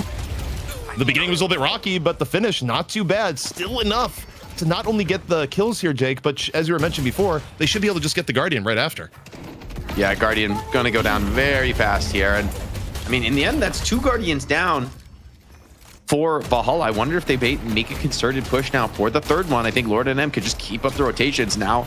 Maybe you leave Hayes in the side lane to farm up, and combo in the side lane is nice, but the stolen combo could come in. Zerbzy maybe too low to go for it. Has to teleport back, and the trades are good. Vegas 2 snipe kills back to back. And that's the one winning lane for Hydra Nation is being piled on. I think this is a great way to play when the game is pretty contested. Go to your strongest lane and make it even stronger. Snowball even harder. Makes a lot of sense.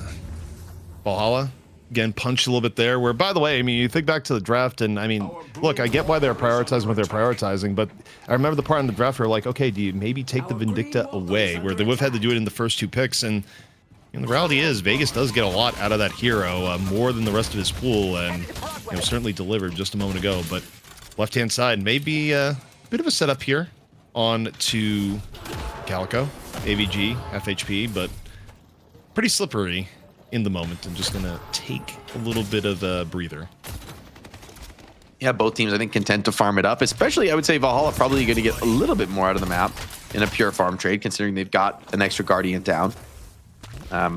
Shiv, though, Rokane still holding very strong with the help of Vindicta. And if they keep that lane pushed out, it's going to be a scary one to show up to and try and knock that Guardian down. And like, it's what you want to do to open up that slot, but being forced to fight into Vindicta, also a problematic prospect here.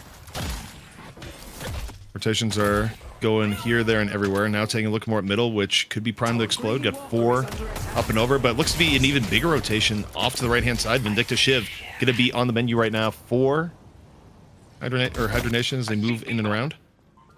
Valhalla on the rotation. Bebop not finding it here just yet. So you look at the main map, there's all these near-miss encounters as the jungle is being contested for, but neither team engaging just yet. Yeah, Bebop sitting around this mid Guardian makes it kind of a scary spot to be for Hydra Nation. Being around this mid, being threatened to be hooked under the tower could be problematic. Hydra Nation, though, the lead starting to expand just a little bit here. The Affliction on the Shiv, though, a little bit problematic, and they have the stolen Shiv ulti. Damage coming in on him, and he's going to be dead to rights here. Affliction just going to do too much here. The Shiv curse. The one ability that goes, what do you mean my bloodletting won't let me live? It's like, yep, that's just how it goes. Vegas, though, looking for a little bit of avenging here. Takes down Zerbzy with ease. Now, taking flight. Guardian, #1 target here. Well, we got Lash coming on in, low main. Make something happen.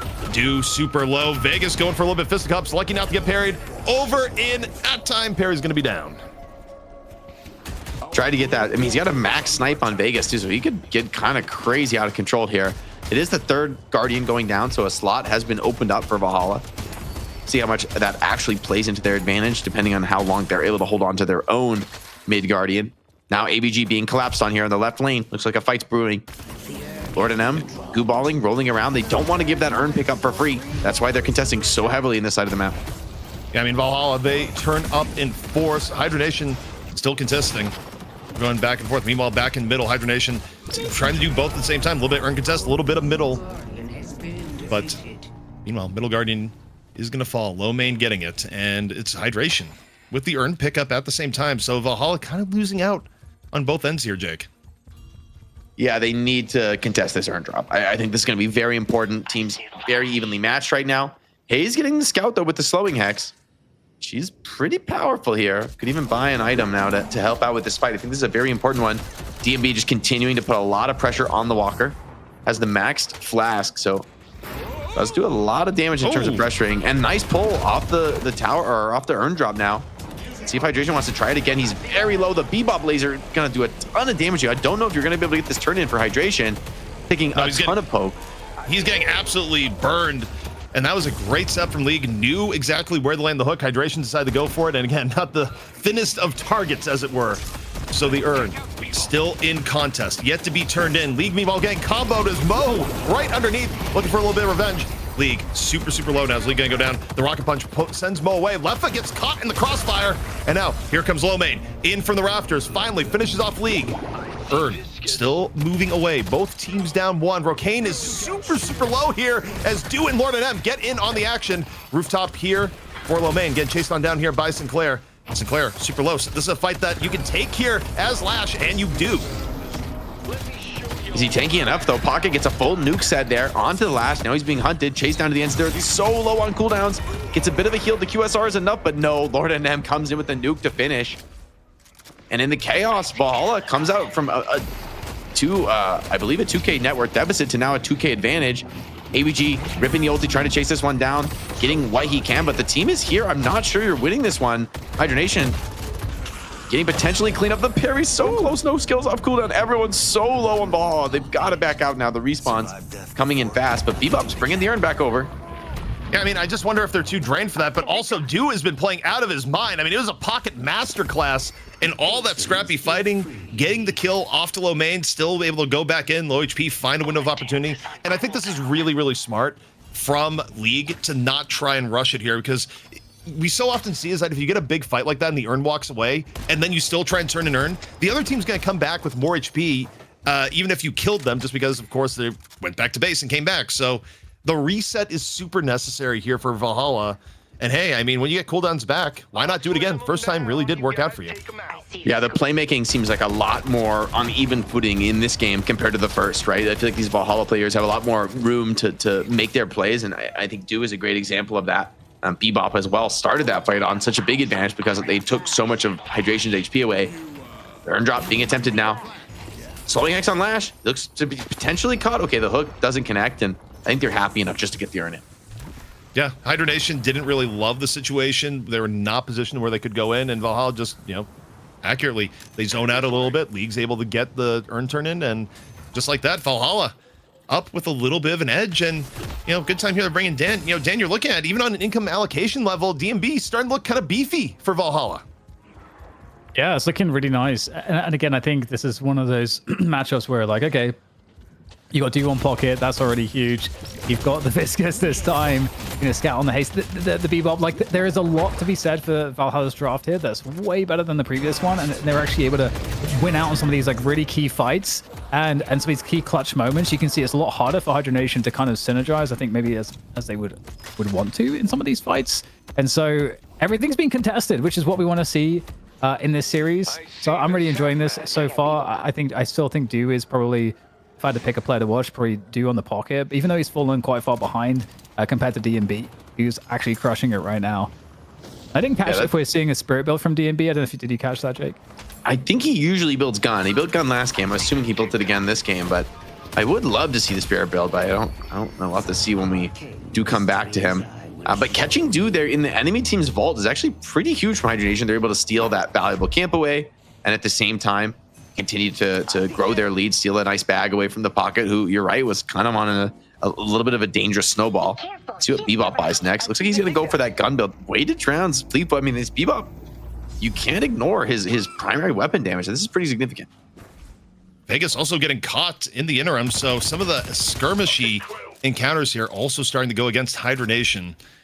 And yeah, I mean, as I'm looking at this game as it evolves, I think the income allocation actually is going to be a big problem, because now we're at the point where if you go for this earn turn in and DMB gets a good engage, it's where you can't disengage. The last stand is just going to rip you to shreds as the Warden in general. So, I mean, Hydra Nation, at the bare minimum, as they go to set up here, they got to wait for low main to get Death Slam up. It'll be up soon. DMB is on the opposite side of the map. It is a good time to fight, right? That's your strongest player in Valhalla. So Hydra Nation are going to force this with all 6 players. Yeah, it's smart. If you know the Warden isn't there, well, yeah, he's farming, but at one end. But also you're chasing down Calico. AVG just in a rough spot. Scout, licking their chops, takes him on down. And now you take a look at this. Valhalla. Oh, they got Do. They got in on the Do. I think Do may have gone, nope, wasn't even comboed. That's ridiculous. Do just got outright caught. So you lose your hero of the last earn fight. And right now, it just feels like they're playing the delay, Jake. The real prize they want is getting the Walker, though. The Walker. Yeah, they just want the Walker. That's it. More than them, maybe doing a little bit too much there with the goo ball. Walker goes down, but Hydra Nation, if they find a few more kills here, this is going to start to look like a very good trade for them. They might get a Walker of their own. I think League, though, could be a player to watch right now. Oh, they do catch Zerbzy on the exit as well.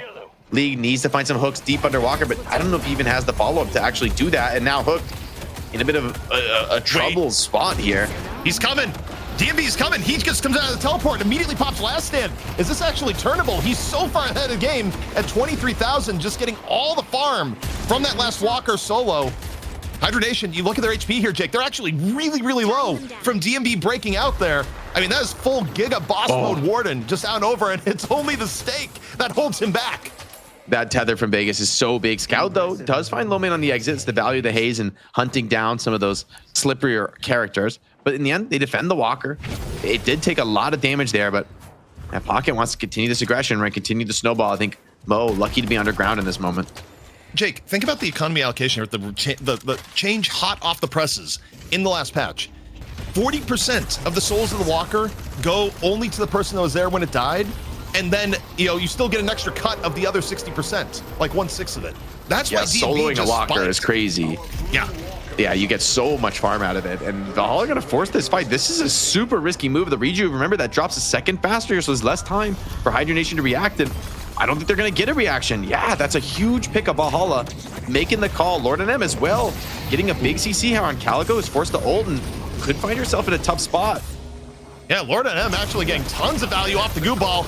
Mid-stage combo here from Hydration, but Hydration, are they actually going to live? The focus fire is coming in from everywhere, and that's a mole put right back into the ground. DMB, meanwhile, looking healthy. No last stand used here just yet, but now has it online if it escalates. Death Slam, grabs the Warden. Do you actually want the Warden here? DMB's going to respond here with last stand. Ready to go, ready to fire on in. This over-farmed Warden is a huge problem for Hydra Nation. Takes down Rocane, and you got League here swapping over the skies, or sweeping the skies with the Hyper Beam.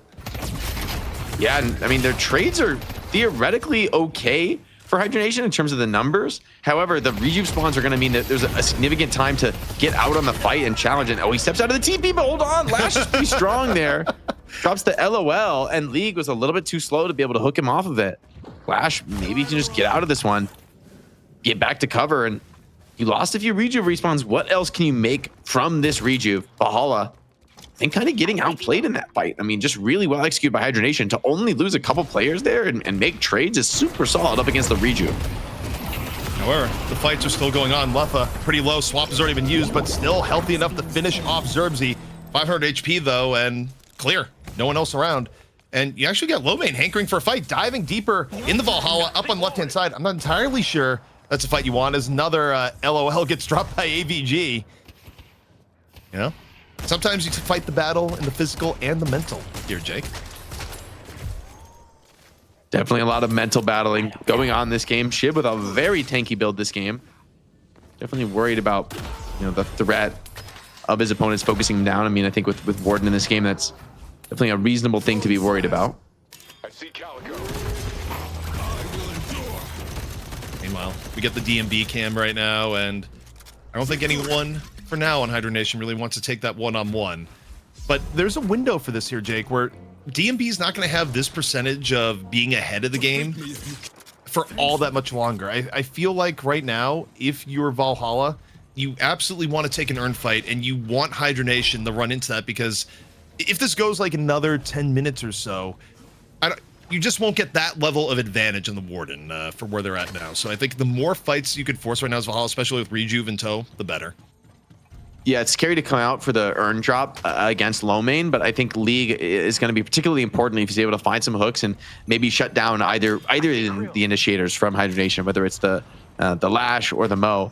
But maybe it's a free earn here. I mean, I guess you still have Rejuve on. The lanes are kind of problematic for you. Hydra Nation trying to get some value elsewhere, but creating a little bit of an issue here. They do clear that Walker. I'm not sure the Walker trade is entirely worth earn. Maybe it is. Especially that hook, though, is huge. That's exactly what you needed to find some kind of an opener. Lash ulti, though, catches Bebop in turn, and the follow-up wasn't there. Now, the turnaround is pretty huge. Bebop standing, delivering, doing what he can, but the rest of Hydra Nation more ready for this macro play. Yeah, Hydra Nation able to get a little bit there, but also this could be a... AVG gets one, but you look all around. Is AVG going to get out of the fire this time around? No. DMB is there. 3-kill streak going on here. Meanwhile, right-hand side, you want to talk about getting a solo walker being a big play. Mo's here. A little bit hungry going up here on the right-hand side, but the rotation is coming on in, and Scout's not going to let that be. Yeah, Scout's going to hold on. I think Scout is another very important player this game. You know, like you said, I think DMB is not going to be able to carry the Ultra Elite alone, and I think a lot of it is going to be on Scout and Dew to be on that similar level, but these deaths on Dew are pretty painful. Here comes DMB, though, charging forward. Wants to force some kind of an engagement, as you were mentioning.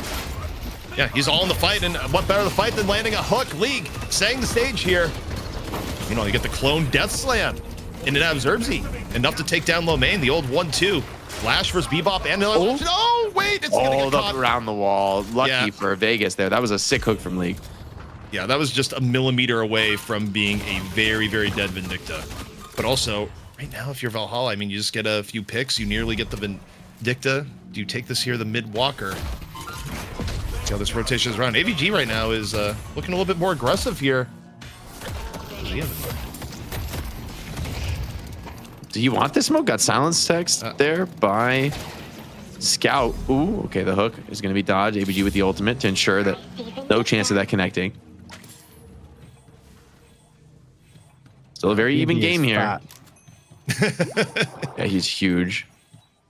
I mean, I want to see more of what we saw there, Dan. When think about how DMB set this up, with the change they made, letting your carry player, like your late game carry, take a walker solo is one of the biggest benefits you could ever do in this game at the moment. All right, these Rabbit X's have proved to be a real problem for Leffa, right? The Sinclair has been a difference maker, having a bit more of that hard lockdown. Cube's going to ensure Sinclair still has a lot of HP. And this could be a good fight here for Valhalla. They're up one, they're sieging a walker. Yeah, AVG right now, again, turned into a rabbit. It's like, you want to walk around as a cat? How about a different animal in turn? Valhalla, meanwhile, putting pressure all across the way. Right-hand side, though, this is a bit of a split. Hydra Nation is pushing up the right-hand side, while all of Valhalla now coming in through the left. Yeah, with the player advantage alive, though, Hydra Nation, I don't think they're going to be able to keep up in terms of the push pressure. Yeah, they're going to fall back onto the defense. Scout had returned back to base, so maybe mission accomplished here from Hydra Nation as they look to just maybe defend their base guard. It seems like the base guardians will go down, but I don't expect any other objectives to be lost here. But getting those base guardians down, that is nice, right? You amplify the speed on the zip line, improving your rotations. It does open up a future avenue of attack into that base, or can allow you to end the game or drop Patron just a little bit quicker. I mean, Valhalla's in a pretty good spot. The lead also starting to get a little bit more out of hand. And, you know, I thought the economy allocation might have gone a little bit more to the mean, but DMB has also found more ways of extending it. I mean, that is a hellacious Warden that no one can really deal with single-handedly right now on Hydra Nation. So this is really nice soul allocation from Valhalla. And, I mean, they've been taking the right fights here, Jake. I mean, they haven't really let off the gas. And Valhalla, this is their comp, right? The playmaking potential. Now that they've got base guardians down, the map is clear of towers. And so Hydra Nation are going to have to stand on their own 2 feet in terms of fighting this one out into the late game. Siphon Bullets online. And I mean, the scaling potential is looking very real. Unstoppable on DMB. Pretty interesting this game, right? So it's going to be a problem for Lash ulti. You can break out of the Vegas from the lasso. Or the tether. It's a manhunt. It is a full-on manhunt for the police at the moment. DMB is getting chased down by half of Hydra Nation here in the left. He's getting help. This is scary. Yeah, I mean, he has the Viscous there with him. I mean, I'm not sure you want the fight. DMB gets the last stand up. Trying to go from here. However, the last stand has been used. The Death Slam comes in, but you end up hooking Lash down to ground. DMB gets some help he needs. The rest of Valhalla rotating over and in. Hydra Nation looking super low. Low main ends up getting burned down by the time it's all said and done. And this Warden simply does not fall for a very long time. And even though he dies at the end, can Valhalla get more off of that? You're taking a look. AVG still pretty low. Hydra Nation, though, still in and about. They're able to take down Zerbzy. They're making it. Oh, it's Affliction. Affliction could be huge here. Gets onto the Leffa. Does a lot of damage there to that Geist. And a lot of the players are low on Hydra Nation, but they're splitting that pressure really well, staying alive. A lot is going to be on Scout here to find some of these cleanup kills. There's some very low afflicted players. Viscous as well, hunting, looking for that chance to get more. You don't have the execute. It was failed at some point from this Shiv. Lord of M kills Hydration. And now it's Shiv who looks to be in trouble, trying to fight this one out, but Pocket is just dancing on him, diving on him, getting those skill cooldowns. The ulti comes out from Scout. I mean, it seems like Rokane's just caught dead to rights here. Rokane in danger, goes on down. But I mean, overall, I mean, the decision to go in on DMB there was a pretty good one from Hydra Nation. You get all the farm for taking down one of the most farmed, or the most farmed person on the map. And you decide, hey, it's a good opportunity, even with Lord NM backing it up. I mean, 3 for 3 when you're behind at the start by over 20K, it's not bad. However, Earn Fight is going to be coming up. First control of it going to be taken by Valhalla. Do you even get a fight here? I think if Valhalla just bring their whole team, this is a free earn. I mean, you just have 2 players dead on Hydra Nation. They're mid-bossing first. Yeah, I actually like this call. 2 players dead this late in the game. I mean, Rokane and Hydration are very important as well. Maybe Loman could do something crazy, but if you try and fail to snatch this Hydra Nation, I think you lose the game. Like, I don't know if it's worth that kind of a gamble.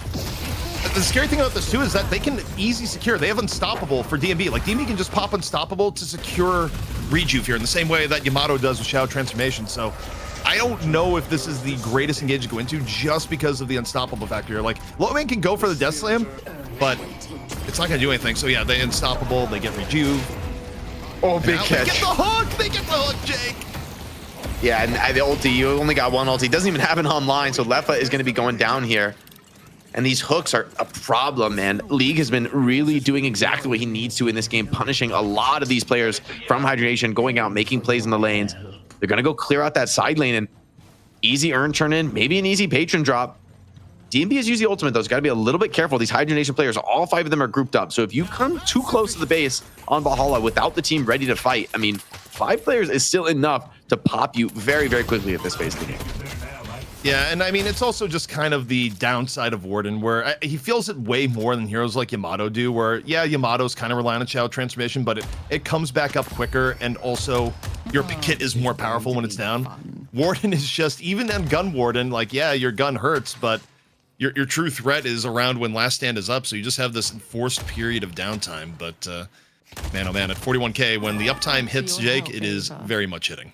Looks like he's got a ton of cooldown reduction, right? He's got Spell Slinger, probably cooldown reduction. So DMB's uptime is actually pretty solid at this phase, right? Once he's gotten this farmed, I mean, that'll cools down pretty quick. Now Valhalla, they would love to find pickups, right? And they maybe, oh, that hook, that was a big chance for League to miss. I mean, you find an opening there, start the fight far from the enemy base.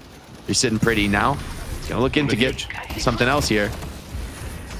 Well, he's going on up, looking for another opportunity, being threatening all the while. And they're going to start sieging these base guardians down little by little, right? If you hide too much from this Bebop, he just, shows enough presence. That's all he has to do. Yeah, I mean, it's very simple. And going for the lash. Sees the lash going for the death slam. Lands the hook. Scout, though, taken down in the interim after the death slam. Meanwhile, we got DMB going in. Last stand is used. How much fall through is going to be had there instead? Oh, he got hooked by his teammate. Anti-synergy. And Leffa gets a kill back. 2 kills back. Hydra Nation, they're low, but they're stabilizing right now. Yeah, when you accidentally hook your warden there in the moment, and now they may get the Viscous for good measure. Binding ward comes out. DMB trying to support. Don't want to lose another rejuve. Another hook here onto Lash. This has not been Lash's day in the lore matchup versus Bebop, regardless of region. However, out comes Hydra Nation. Fresh, renewed from the Fountain. Here on the hot pursuit, they don't have to worry about the last stand. The Warden's only at half HP. Valhalla, all super low. The chase down, aggressive from Hydra Nation. Rokane gonna start chopping some heads. A couple trades here, though, and this could start to get sketchy. I mean, Valhalla, remember, they're coming back off the fast spawns, speeding down the lanes. Dew's coming back into this one, but I think Hydra Nation have done enough to repel at least the assault for now on the base. Dew gonna run one more urn, but you were hoping for definitely a bigger opening here at this moment in the match for Valhalla. You were really hoping at least to break some shrines, to drop the patron. Instead, you're gonna get some more time to jungle. You're gonna get some more map control, which is not a loss in the end, but I think Hydra Nation are going to be very happy to have stayed alive and protected their base to that effect. I wonder if we'll see more elements of trying to funnel the urn to someone else here with the ability point change, where, you know, Jason was talking about a lot, where, you know, you can't even max all 3 abilities now without earn ability points. But in this case, Pocket just goes and is like, fine. Mine. I mean, I think Pocket's probably a pretty good character to get all the boons, right? In terms of getting all abilities maxed, you really do use them all in your late game build. And I mean, Pocket's not in a terrible spot farm wise. I think this is what a character that gets a really just unreal presence in the late game. And I think the Spirit Burn is going to be actually quite potent. This is a very large pickup from my perspective at this point in the game, where Pocket reaches this nigh unkillable status. This is interesting. This is also one of the longest games of the day we've seen, both regions across all tournaments. You don't get a ton of games now, Jake, that actually hit the 30-minute point. Usually a team has a big advantage by this point, and while Valhalla, they've been working at an advantage for a while, while they've had the ultimate raid boss Warden, Hydra Nation hasn't given up a fight badly enough to where it's over yet. It is still 25k difference, but at over 200k net worth. I mean, this is still doable for Hydra Nation.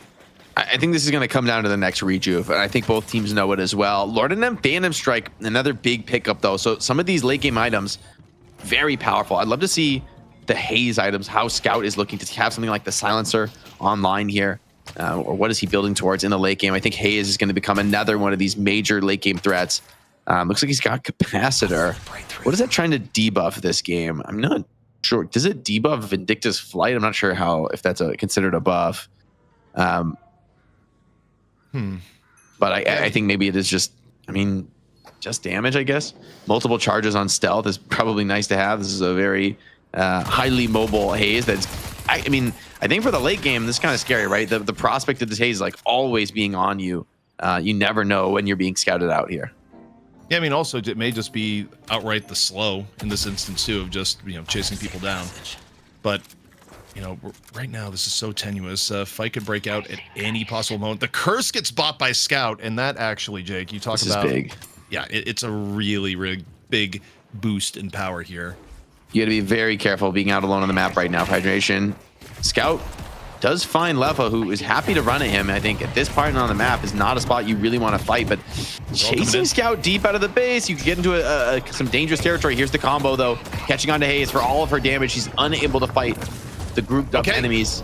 Valhalla's going in. This is a full commit from Valhalla. Can you land a good affliction and a last stand? Because you have to do this 5v6. They are fully in. The battle goes to rooftops. DMB already takes down Vegas. Keeps the ult in reserve. Now pops it.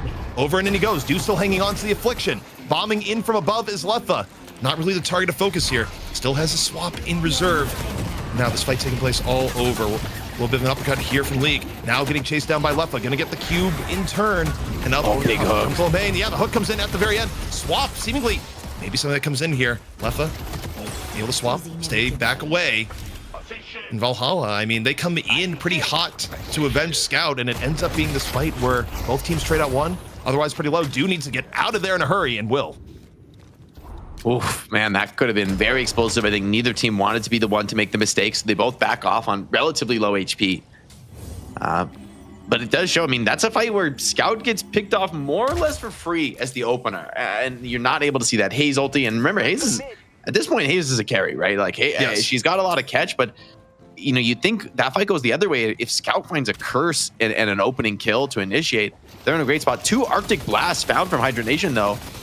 And a mid-boss attempt with 5-on-5 against double Arctic Blast. This could get a little bit sketchy. You don't have DMB's last stand here.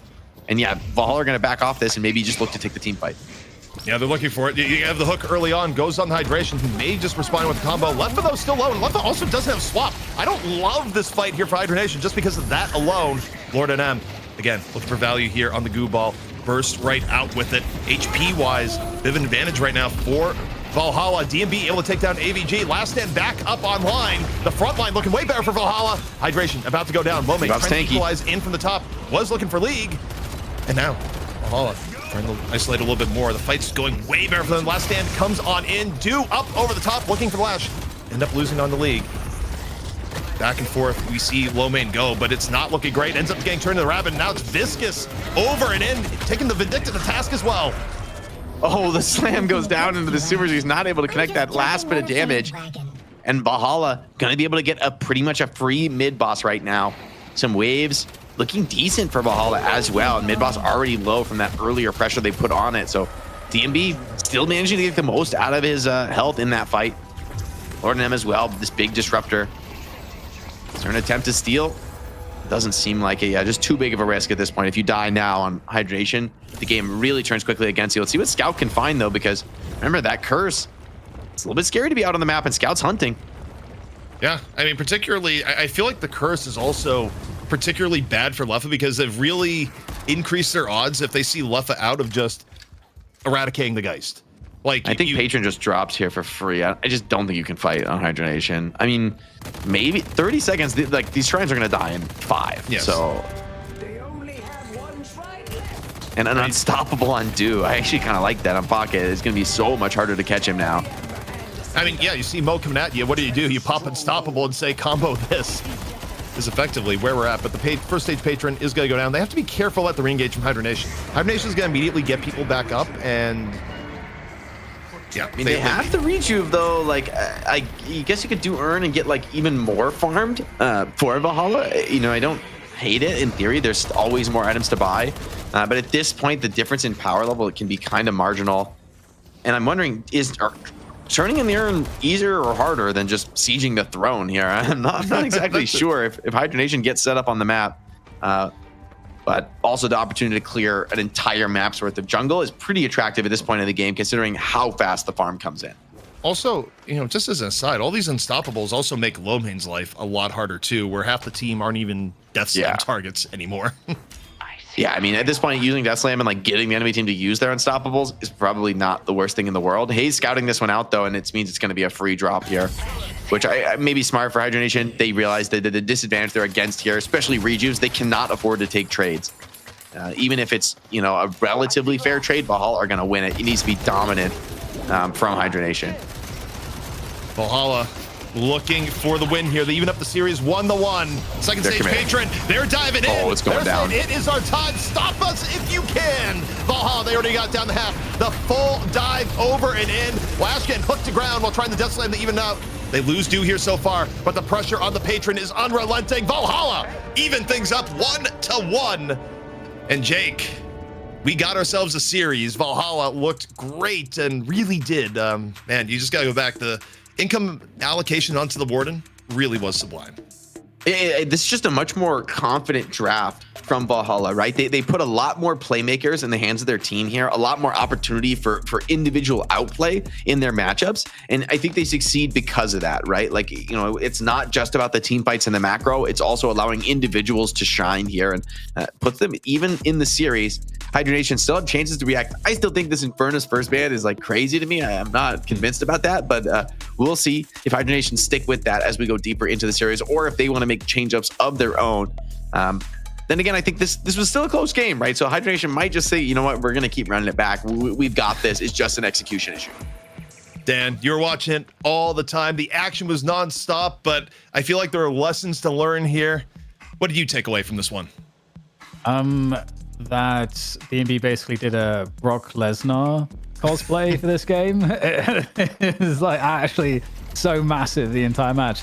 And what's really interesting is that there were a lot of moments where I think, you know, for both Scout and Do, they fell actually quite far behind, but simply because DNB was so absolutely fat in this game and so powerful and in these fights, it gave them a lot of space to get back ahead. Because, you know, if you looked at, for example, if you were to compare Vegas against DNB, for example, and Souls, like right here, it's like 11k against 13k, but it quickly becomes, like you can see here, like 23, 24k against 38ks, and then it never stopped. DNB was always somewhere between like 14 to 20k souls ahead of Vegas, where Vegas is right now at this point in the game. And I thought that it would kind of slow down, but he kind of managed to maintain that. And in maintaining that, Do and Scout actually catch back up in farm. And that's when things started to like truly look bad for Hydra Nation, because they didn't have anyone they could easily bully anymore in a lot of the fights. So yeah, really well played. And we did say that this draft had to go well because there's so many answers that Valhalla had out of the, you know, the Viscous, the Bebop, the Haze, that, you know, getting Do onto a pocket, that's fantastic as well. And obviously we also saw Valhalla, like they really value the Sinclair, and we saw so many like key rabbit hexes, and just, you know, the Sinclair was played really well. So this felt to me like the comfort of comfort drafts for Valhalla, and they got a draft against Hydra Nation, where Hydra Nation were susceptible. I think Jake did a great job of highlighting the susceptibility in the drafting phase. So well executed by Valhalla. Of course, yeah, look at that objective damage from DMB, man. Oh my god, 21k.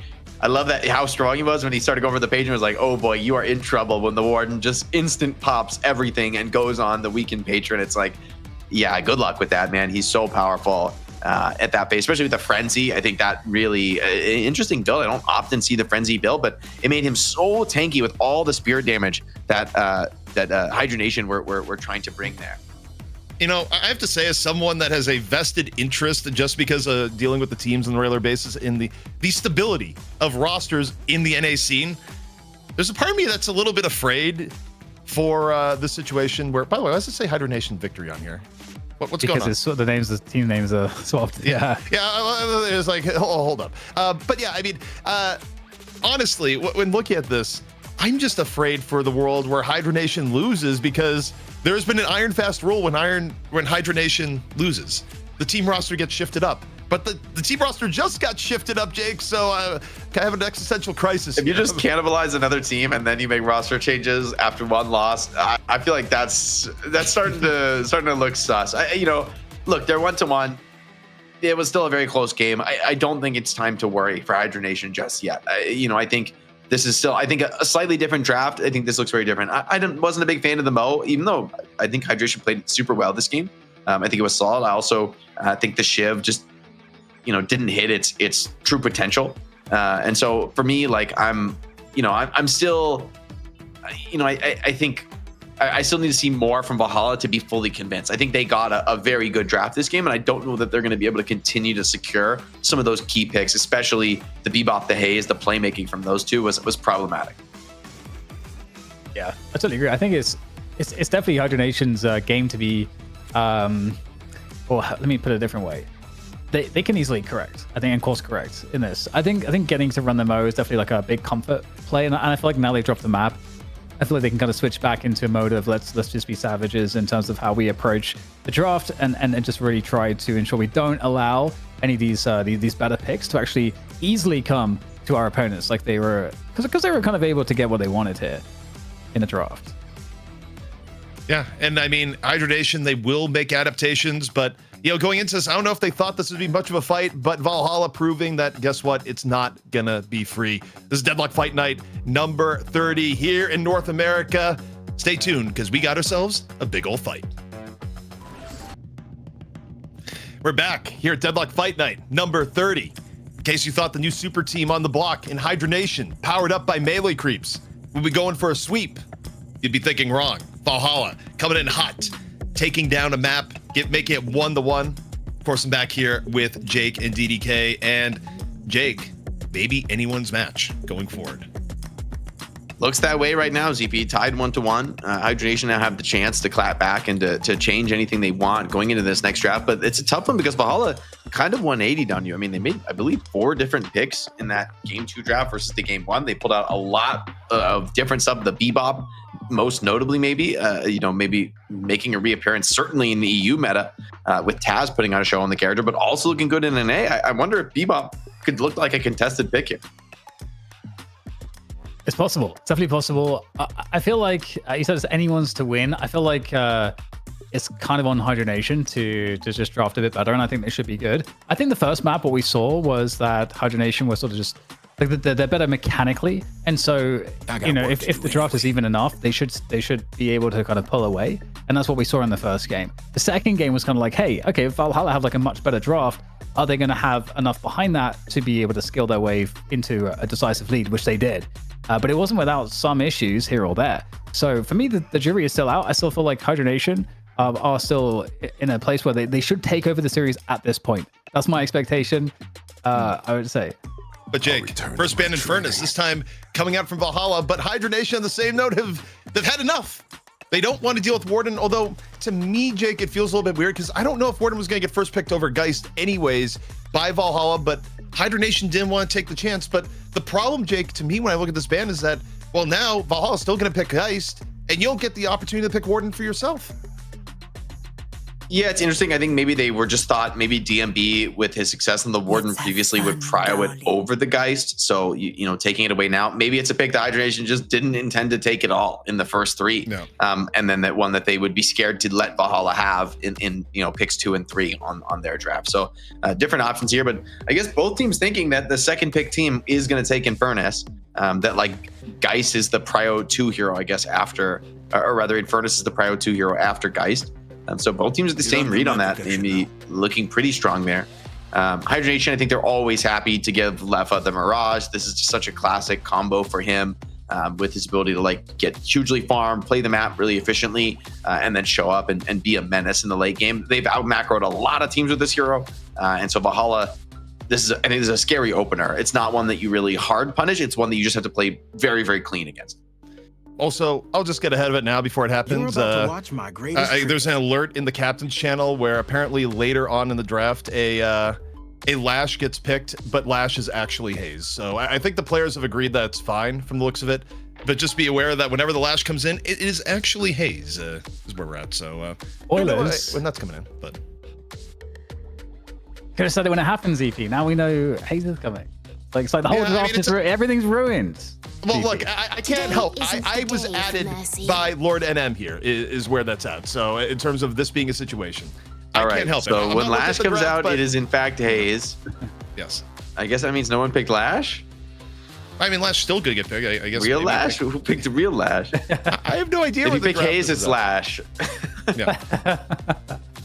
Something like that. But I was going to ask about the Vindicta because, we've seen Hydra Nation try to get it before the second wave of bans, so get it on the third slot. And Viscous, so aren't these like both of Vegas's picks? Obviously, True. Vegas can play Very true, Mirage as actually. well. But I think Viscous Vindicta. I think that's a great point. I mean, because I'm pretty sure the Mirage is a Leffa hero. I have only seen Leffa play the Mirage when this team drafts it. Yeah. I think he's a player who wants to get hugely farmed, to play the late game, and to be the strongest hero on the map. And Mirage is very much the archetype of that. Valhalla stealing away a lot of Vegas's pick, though. That'll be interesting to see where Vegas goes. I mean, does he go for the comfort GT? That would be crazy. GT. No, I mean, banning GT feels egregious. Maybe you do it though, just to really punish. Hydra Nation have known to do that many times in the past, right? To hard punish individual players' hero pools, and Vegas is going to be on like his 4th, 5th best hero if that continues.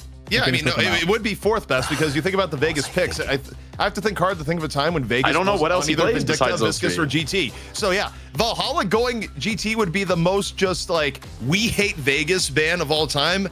I actually think it's a great idea because it's going to be really forcing Vegas out of their comfort zone. Now you always have to balance as that doesn't make sense overall in terms of what else you're giving up, because for example things like Kelvin are still on board, which should still be potentially pretty good with what you could run here, but instead they take down the Yamato. Hydra Nation coming back in, so the GT is still available. But on the same note, Dan, I think about this here. I don't know if you're that afraid of GT right now. I mean, it's just not the highest value pick. In Vegas's hands, it still might be okay, but overall, it hasn't been valued in EU or NA as of late. We did see it last week, I remember, and it did perform really well when it was. I forget which team it was now, but they did make it look pretty good. The only thing for Hydra Nation is at least like there's never going to be a world where Valhalla actually pick GT. So Hydra Nation can just be like, oh, at least we have GT, like we can get 6th pick or whatever, I guess. But so I guess it's fine. We'll see. I guess with GT, I feel like you have to build an early game around him. But I think with what they already have, they can easily do that. It's pretty versatile with the bird. So I would have liked to have seen what his extra bonus hero pool would look Slash. like. Repeat. So that would be Lash then. Wait, no. Wait, The haze is Haze? the Lash or the Lash is a haze? What's going Okay, on? they said Lash Have we is just- haze. They said Lash is haze. So yeah, okay, never mind. Wait. So I think The maybe we haze just is haze. fixed it. Maybe we just production. actually fixed the draft so it looks proper on our screen. Yeah, it was probably production. Production probably fixed it. Yeah, I suspect that they have spared us the memes of pretending one hero is another. Okay. Haze here, interesting. I don't see like that easy pickup. I love that they get the Bebop again too. Yeah. I mean, they're just going back to like what worked for them last game. Like they're making plays, people are popping off, clutching in some of these fights. Feels like now Hydra Nation, like before you would have said let's pick a Lash right away, but against Bebop and Haze, it's a little bit scarier. You're not going to get as much value off of it. But if you don't pick it, I guess you don't mind not picking it at the end of the world. You could give it up to Valhalla, and then you still have the Sinclair copy to steal it. The law for so long. Yeah. Holiday. Interesting. I've been less and less a believer in Holiday over the last few days, but we'll see. Maybe I'm ready to be wrong. Also, I wonder if they go GT here or they go. I'm thinking to Vegas' historical hero pool. If you go far enough back, Vegas did have a Mirage phase. Yeah, that's when he And first joins Hydra Nation. Yeah. So in theory, I got your back. I'm looking at this here. I think this is probably Vegas on Mirage, and then it's gonna be left either on Shiv or Calico. I think they're going to play it in that way. Who plays Sinclair for Hydra Nation? I feel like that could be a Vegas hero. Yeah, it's true. He actually did have a Sinclair phase too. It could. I feel like just be vibes wise, Yeah. I feel like Sinclair fits more his role for the team, which is like this off-core disabler. Whereas like the Rokane Shiv would make a lot of sense to me. And the Wraith comes out post nerfs. Ooh, I'm not a huge fan. Perfect chance to pick up McGinnis, by the way. Yeah, I may have preferred the McGinnis. I mean, it looked good earlier at DFN. I actually think Wraitholt's pretty value here. Wraithold can cancel the mold. It can be a problem for someone like Mirage who tries to TP away. I think if Wraith is playable, this is a fine spot to play Wraith. He's got plenty of front line to protect him. He can split push and get saved pretty hard in some of these fights. Even Haze this game. I mean, in the end, I still like the Valhalla draft. Just because Wraith got nerfed doesn't mean I don't think she's unplayable. We'll have to see though if that ends up being the case, or if she ends up really looking weak in this matchup against Hydra Nation. Yeah, it's interesting because with Wraith too, it used to be the case that you had the capacity to play Wraith in a multitude of ways, right? Because some teams would, I think it was one win that would do it with their Wraith. Was it one win? I'm not sure. Anyway, there's a team that played Wraith very, very far back when other teams were playing Wraith more as like in a more of a kind of like a brawly way. And I feel like with this comp, you've already got the Vindicta that's going to be playing far back.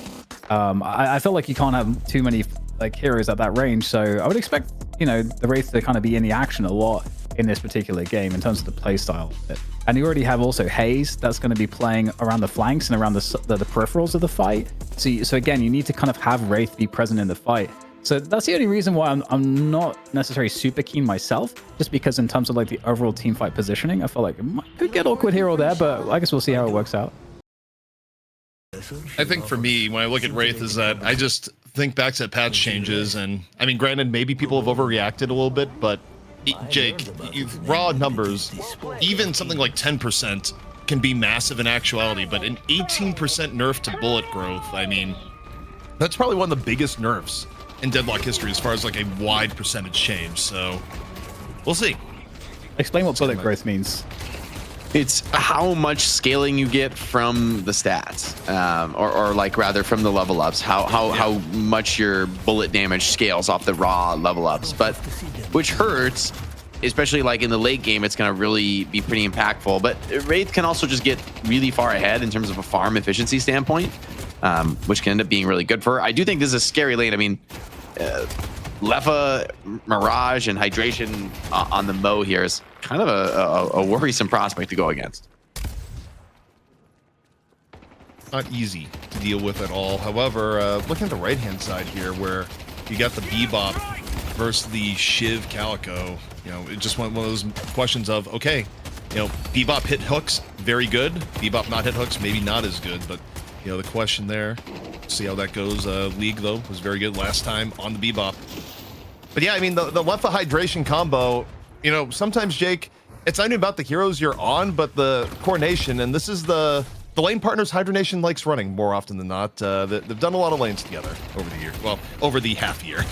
We're not like years plural. Yeah, I think for now, at least this one's going to be pretty passive with just a lot of farm trade here. Maybe we can check out the Bebop lane where I expect to see a bit more action, or Viscous Geist in mid. I mean, I think the other two lanes are probably going to be where we'll see a little bit more early game fighting. Famous last words, as you know, surely that's going to mean Hydration and Lefa find the opening kills. But in theory, I really don't think those lanes should kill each other. Actually, they should both just sustain and hit last hits. Also, I have to imagine with DMB being on the Geist again and also being in middle, the goal here is kind of much the same, right? Where, you know, similar to before, is that you just want, ideally they want to win middle and then send Lord and M the farm, DMB to get huge off the mid lane. But that plane may be running some issues right here because Sinclair Holiday is just vastly better at poking. Like, they're in more of a survival lane here, Jake, and that's going to slow down the process of both DMB getting farmed and the process of Lord and M being able to go to the left and right lanes and, you know, change things up. Yeah, you pretty reliant on maybe the Bebop lane to succeed. I think this is definitely looks like a much scarier laning phase. Also feels like Hydra Nation are playing with a ton of confidence here in game 3, right? I feel like they're being very aggressive in the laning stage, standing and trading in the early game, and they've drafted a strat that I think is a little bit more consistent at doing exactly that, right? Forcing a faster set of tempo and maybe staying in control of the game, where last game I felt like they were a little bit on the back foot in a lot of moments. Meanwhile, you talk about lanes that can really push up. Bebop, Haze, off on the right-hand side. The level of respect having to be given over to the hook by the Calico and Shiv is pretty palpable. So Valhalla, you know, they're looking for a lane to get ahead. Right now, they're looking to League and Scout to keep things on their side. But Scout's getting very low. Scout may have been getting caught. Kind of cursed it there, Jake. Just a little bit. Yeah, this side lane definitely going to get more active. Bebop looking for hooks. 2 kills going in a simultaneous cross 7. All right, it's a 4K soul lead at 4 minutes. I normally wouldn't call it a lead this early, but that's way beyond normal here. Shiv is going to get bullied away from the tower. Nice hook by Bebop to put some extra damage onto him, but it's definitely a scary prospect. All lanes being attacked at once here. Valhalla, they need to weather this storm and to kind of recover and trying to repressure some of these lanes out, but far easier said than done when you're trapped on your tower. I mean, the problem in Deadlock that we've seen a lot, for example, you know, anytime a one-win bombshell tournament comes around, is that if you lose laning phase hard, which usually the top teams don't do against each other, but top teams do to other teams all the time, you just don't get back into the game. Like, you actually cannot lose laning phase to a massive degree and expect to have a decent ramp back in, not without massive mistakes on the other side. So Valhalla, they are kind of in the zone right now where they're getting pushed so hard in all lanes that they're in the danger zone of this not being that competitive of a game if they can't find a few things to kind of hang their hat on. Yeah, I will say that by the same token, there's also very much the chance for Hydra Nation to throw that advantage away, trying to do a little bit too much too early, but diving in on the Wraith, comboing her. Vindicta's nowhere to be found, but not enough damage there. I don't think Lefa was quite on the same page with that hard full commit dive. They do get that tornado in. I think Zerbzy, yeah, looks to be caught here. And Hydration, Lefa looking to open the tower post haste right now. I mean, one more wave being pushed in hard here. Some scorn heal up here for Hydration. And you're completely zoned away on Wraith right now. He's just hiding in the corner, trying to stay alive, but that is a rough spot to be with the wave crashing on your tower. I mean, this game may be cinema for Mo players coming on up if they're able to get that Guardian down pretty soon, because what's going to happen is that Lefa is just going to sit here and get big. And then Mo is simply going to go all around the map, and, you know, they have the Guardian down. So now you take a look at where it's at, and with the Guardian down, Lefa's not going to feel that pressure to still, like, looking at the walker in sight, and Hydration's going to roam here. Yeah, I think Vegas has a lasso too now, coming up off cooldown. He wants to knock this Guardian as quickly as possible so he can progress to starting to roam the map. Doing what he can against Geist as well. DMV has used the ultimate too, so that's another, like this, the first ultimate you use on Geist, it feels like the cooldown is just forever, right? Before you've got levels into it. And while you're not nearly as strong without it. Ooh, very risky dive. What is, oh boy, what is Lord and I'm doing there? Walking up very aggro on the Viscous and gets absolutely popped. Pushing at her tower, very suspect there with the lasso off cooldown. I mean, you challenge Holiday in her zone of strength, and it just does not work out. In exchange, they're about to lose mid Guardian. They're already eating some real damage on the left walker. I'm kind of surprised that we haven't seen Hydration move out here yet, but, you know, one thing about roaming, Jake, do you need the roam if you're winning every lane? Yeah, I don't think so. I mean, Hydration has the Giga Greed build. He's gone first item Torment Pulse, so he's going to do a lot of damage, be a huge problem in the early game. And he's also going to snowball and get pretty far. But we've seen this once in a while from Moe's where they like kill their lane really fast. Like you can steal the enemy jungle like nobody's business because you can often just burrow and run away. And there's not much people can do about you unless they have hard stuns to pull you out of the earth. So I feel like Hydration could really get farmed just stealing enemy jungle. And I mean, this is almost a 10K lead. I feel like this game is actually almost over. I mean, that's insane to say. But like you get like another 5 to 10K lead in the next few minutes. Things are going to be super bad. Shiv hooked is nice. They got the sleep follow up on him. There's more players, but oh, look who's coming in to help. It's Evil ABG and Evil Low Main finding kills of their own across the map. At least they own it with the the in-game names is the most we'd say. But yeah, I mean, look, I'm gonna call him Dan early, just because what the world, Dan? Like, look at this game. This, you know, we don't like calling it early, but I feel like I'm hearing a bell at the moment. I hope you can hear me. My mix is gonna go. You're in. Everything's cutting in and out, but I think you wanted me to talk, and so I'm talking now. And yes, please talk. This is not a good look at all. This is kind of what we were talking about before, like some of the dangers against playing Hydra Nation right now. I don't know, like it's everything that could go wrong has kind of gone wrong right from the beginning. I don't know, like this is just really sad, DP. I don't know. I mean, you called this one, Dan. You said, hey, you know, there's a chance here the Hydra Nation just come back with a vengeance and take control of the series from here. And it's hard to think of a way to take better control of the series than a 15K lead at 9 minutes. I mean, I think over 1K lead a minute is like a super scary threshold in you know, at any point in the game. That's like a reasonable thing to think about. Something you want to worry about. Hydra Nation, the DC from Rokane, gonna get him back in, but man, even Valhalla, no, like this is a desperation mode game. But what do? Right? You can't overreact. If you over rotate, you're just, maybe you get some kills here and there on the map, but then Hydra Nation are going to start opening up these walkers. I mean, realistically, if you're a pub game, you just start flaming your teammates and, you know, try and create a narrative that it's not you. I don't know if that tactic is as effective in competitive play. Not saying it works in pub plays, but I mean, that's actually the quality of game we're in right now, the quality of stomping that's going on, because it's not looking good for Valhalla here. I mean, when you lose lane this hard, we're getting a first earn up, and, you know, assuming Rokane is able to get back in the game, it isn't some catastrophic power loss or you know, CPU outage. Yeah, I don't really see great ways for Valhalla to come back in without massive throws from Hydra Nation. Or, you know, we have had the 5v6 games at one point that was won by melee creeps, RIP, back a while back. But the weird thing is, Jake, I kind of look at this, and if it did turn into a 5v6 at the current level, yeah, like I don't know who. I think you probably still have an advantage 5v6. Yes, exactly. But, I mean, he should be fine to reconnect, right? He all he is a crash, right? The only reason we had that 5v6 a few weeks ago is because somebody clicked leave game. Yeah, that was quick. Operator error is the only way that I think that really does happen. So expect to see Hydra Nation come in. I mean, at this point, this is also a test for Hydra Nation. For even if Valhalla end up losing this game, if they can still win some fights and like slow down Hydra Nation, that's going to go a long way towards giving them a bit more hope in the series. If this stays on current course and Hydra Nation just expand the lead from here and end the game in the next 10 to 12 minutes, that's going to be really rough to be going into a game 4 with Hydra Nation on the cusp of victory after getting just slaughtered. You know, like this is the point where you got to fight to preserve your pride on Valhalla. You need to have some clean play, some solid team fighting, and make sure if Hydra Nation get overconfident at any point that you're ready to threaten it, to punish it. Well, while we're filling here, some people watching today may be wondering, where's that Jason Kaplan guy? Where is he?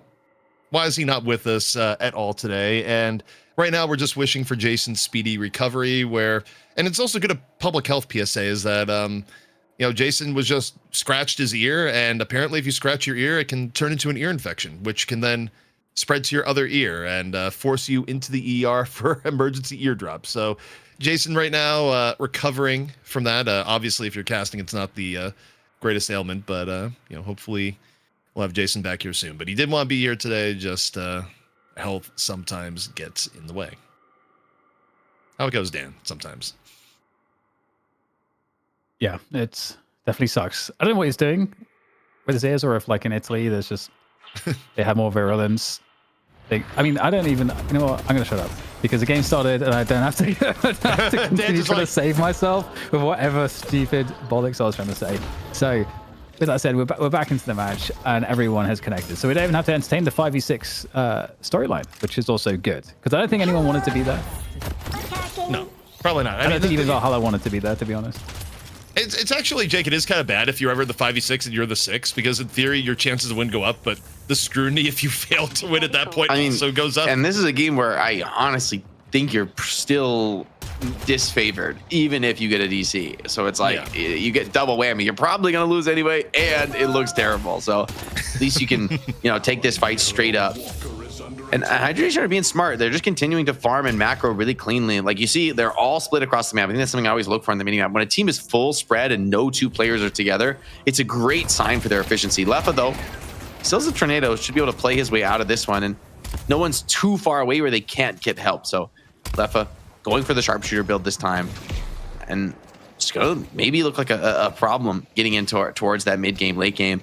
But for now, everyone's just content to farm, right? Like there's not really any pressure for Hydra Nation to really take walkers or anything. As long as they can keep stealing some jungle camps away here and there, this lead's going to grow.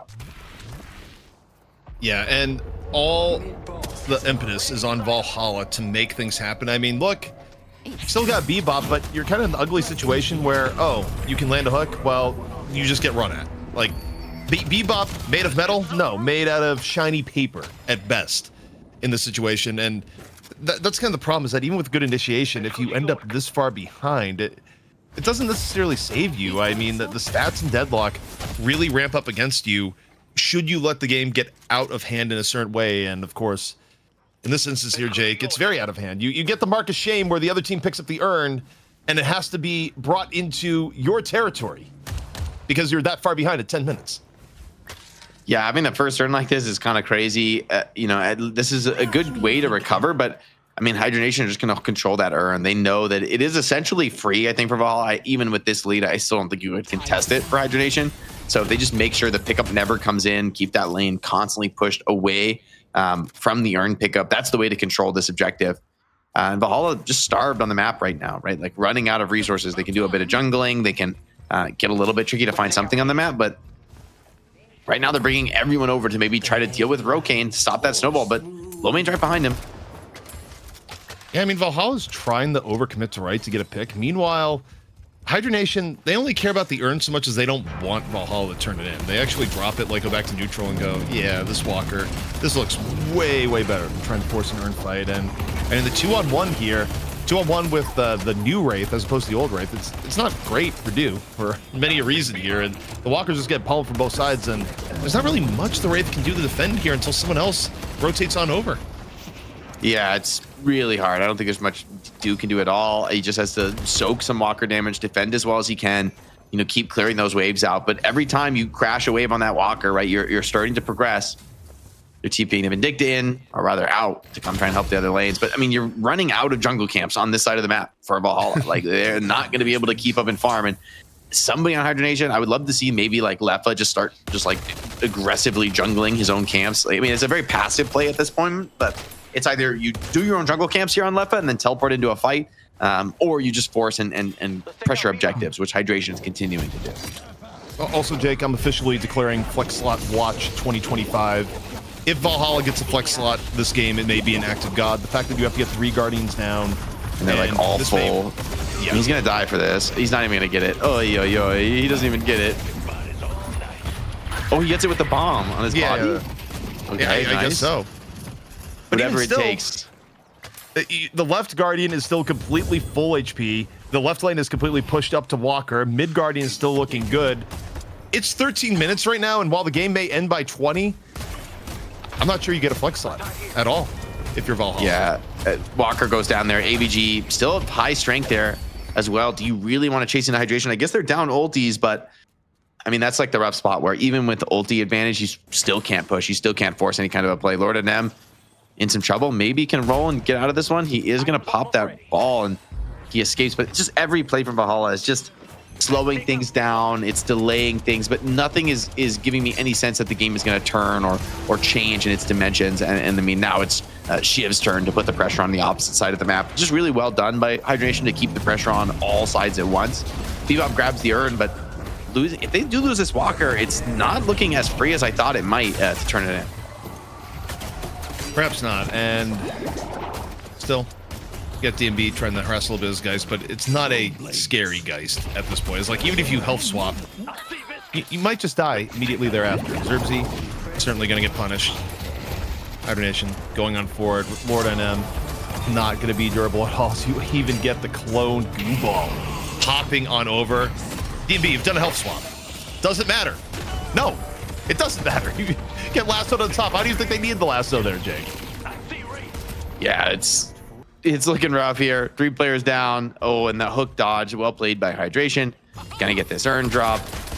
Not even any souls denied, so it would seem. And Hydration gonna fall back. A lot of jungle to clear. Keep expanding this lead. I mean, this is the smart way to play, right? I mean, imagine Valhalla come into game 4 and they haven't won a team fight in like 30 minutes, right? Like that's the sort of scenario that they're facing off here. And for Hydra Nation, you know, you almost want to delay things a little bit. You don't really want to try to rush to close out the game. When you're dominating this hard, you kind of want to hold on to that status, keep it in full control and drag out some of the pain. I mean, a best of 5 can be a long series, and mentally it's much more taxing, I think, to be behind and trying to recover than it is to be in the Hydra Nation seat right now. Yeah, I mean, I fully agree. It's not a good spot to be in. But Dan, I need you for some hard-hitting analysis here. Lord NM has called out Rokane, saying, Rokane, look out. You're going to be the kill. You know, in terms of mental battle here, if you're Rokane, does that hit you at all as Zerbzy goes for the reconnect? Do you feel danger being called out when your team's up 32,000 souls? Where are you at? Dan is not here, is what I've learned. Or his microphone. Dan's dying. Maybe his mic's down. Oh, he's here. So the mental battle. I honestly, I don't know if we should. I mean, I think there's a threshold where we're beyond the threshold where you can mentally care. At this point, I feel like because you know they're so. If you could forfeit in this game, if that was acceptable, I think they would have done it at this point. You know, I think this game is one where they're like, okay, we've kind of written it off in our minds because they made so many mistakes early on that it's compounded to the degree where it's like you can't even worry about having there's no tension in performance at this point, I feel like, because to them they're so far behind against the best team in North America at the moment. So I don't think it would require so many enormous mistakes from Hydra Nation to give it away. Yeah, they do get a Walker, right? Which is a nice trade in terms of the souls. But I think Hydra Nation are just really... I actually kind of like the decision to give up the Walker because they just keep tons of players in mid and ensure that they're effectively protecting the flex slot right now, right? The more that they can camp that flex slot from the mid Guardian, and the more they can, you know, keep the center of the map always rolling in on Valhalla, the better the information game. Oh my god, that bag.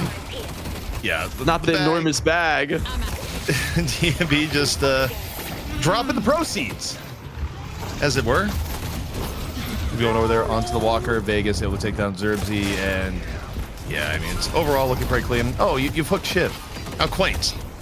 Rokane surely felt that on some level, but not actually. So Hydra Nation able to go in. They're going to turn in the urn, extend their lead, and you know, at this point, Jake, sometimes we go talk about win conditions, and I can't think of any meaningful win conditions other than the meteor. This is mercy rule territory. We need some sort of we need a GG button for these circumstances. Yeah. Well, I'm thinking here, competitive. Even though like public Dota doesn't have the FF, the competitive Dota it does. Yeah. Yes. This is nearing that territory. We'll see though. I mean, I think while your mid walker's up, you're not gonna give up. There's still like that big chance for a turnaround team fight around the mid walker. That's why I think Hydra Nation have made no attempts to try to siege it yet, because they know that's kind of the only way they can lose. And I think they're smart to essentially isolate their lose conditions in this kind of a game, right? You don't need to play to win. You actually, when you're this far ahead, can play not to lose, because that's essentially the like diving mid walker with its tankiness, getting stomped or tethered in a rough spot. Maybe there's some kind of a possible team fight there for Valhalla to win. And so for Hydra Nation, they're continuing to split, farm the map, but I think forcing a mid boss could be in the near future. You know, 1 or 2 pickups for Valhalla is, I think, likely going to lead to that mid boss. So they've got to be very cautious here on the defense. Hydra Nation, the last thing you would want when you've done a new team and you were already unsettled by losing the last map to Valhalla would be to somehow blow this lead. Like we talk about the mental boom to Valhalla from being on the receiving end of this, but it is far worse if you are ahead and then somehow give up a lead that has been this tremendous. Yeah, true. That actually would be worse. If you manage to throw this game on Hydra Nation, you're going to be giga tilted into the next game. Zerbzy under assault here. Hydration continuing to chase this one down. The cube delaying things for a moment. Lord and M is here though. Knocks Hydration out of the ground. They're putting a lot of pressure on this Mo, and there's no hook as well to get the follow-up. So it seems the Hydra Nation slipped out of this one. Vegas, hold on. Wait, hold up. Vegas, under the gun, down you go. Wait, okay, it's not that big a bag. Looked bigger than it was. Something, right? It's a kill. It's opening up the game a little bit. Maybe now you can take down this mid guardian. The ulti in immediately. I like the Valhalla are wasting no time, like taking a mile when they're given an inch. Now Hydration's coming into the fight. Yeah, do you want this one? Hydration brings everyone. Yeah, Hydra Nation, you have to try and quell the uprising right now. The peasants are revolting. Those with the wealth are oppressing those without. Shiv is strong though. Yeah, and they get the combo there towards the end. So I mean, this is the type of rotation they needed. Even still though, I mean, Valhalla actually comes out a little bit ahead there. 2 kills to 3 when you're the ones that are behind and you get the Guardian. It may come at the cost of mid boss here, but I mean, overall, you got to go bit by bit. If getting back in from a deficit this high, it'll require time. I like this ulti from Bebop actually to kind of grief the mid boss attempt. Could be getting punished though. He has to be able to slip away with his life. And I think Lee just being really annoying here, maybe finding some hooks could be good. Hydration is taking a lot of damage from this mid boss, and it seems like Hydra Nation maybe backing off this. I think they are committing, but it's getting scary though. The fight's getting very split, and Valhalla's players are coming back in.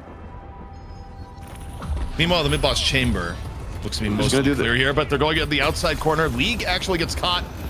They will get the Rejuvenator. No steal comes in despite Lord NM's attempt. 2 clean kills for Hydra Nation and the Rejuvenator. And now they're going to look to drop on and contest the urn, where 2 was hoping to get something, but Hydra Nation is just all over it. Yeah, it's a great defense now. Denying the urn drop in. Hydra Nation going to be able to pick up this mid walker.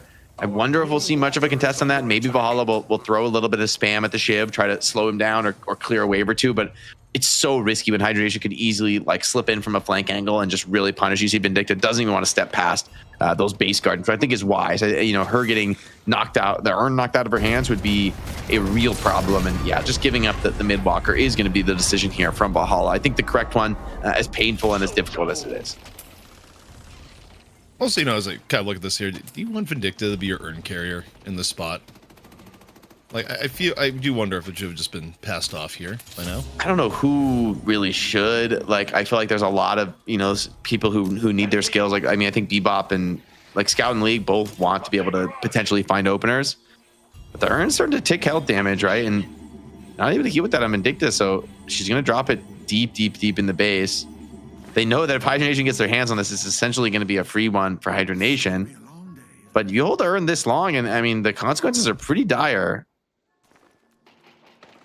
I guess that's one upside about playing Vindicta is that Vindicta, at this point, isn't going to be one of the heroes that's going out of their way to take jungle anyways. Lasso, it's good from Vegas.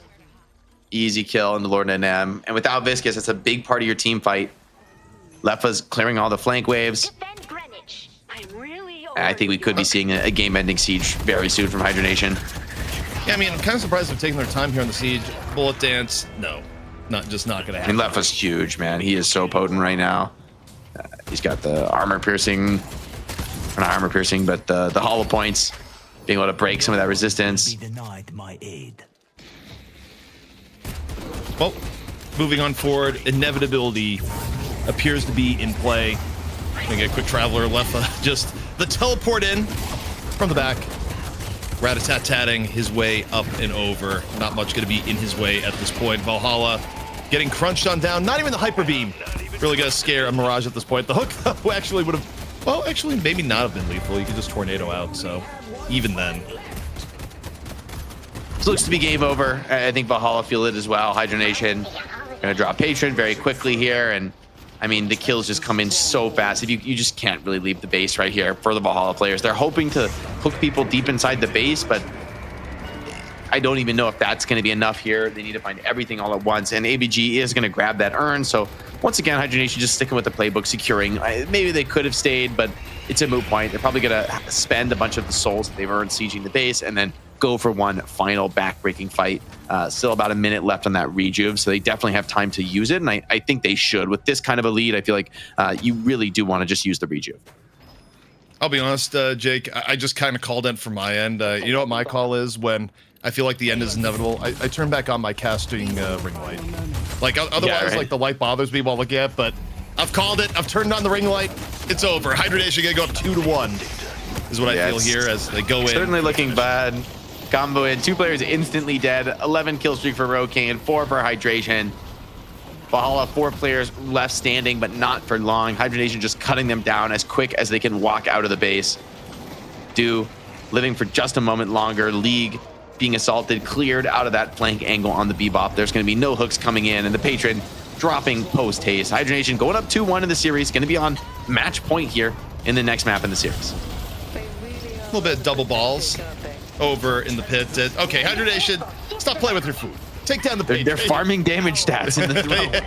Yeah, exactly. It's like, you guys actually could have ended this like at least 20 seconds ago. But Dan, kind of a wrecking, as it were. Or as you had said back in with Jason's content, the ass paddling. But you said it in a much more dignified way. I mean, can they go to Valhalla twice? Because they just got murdered again.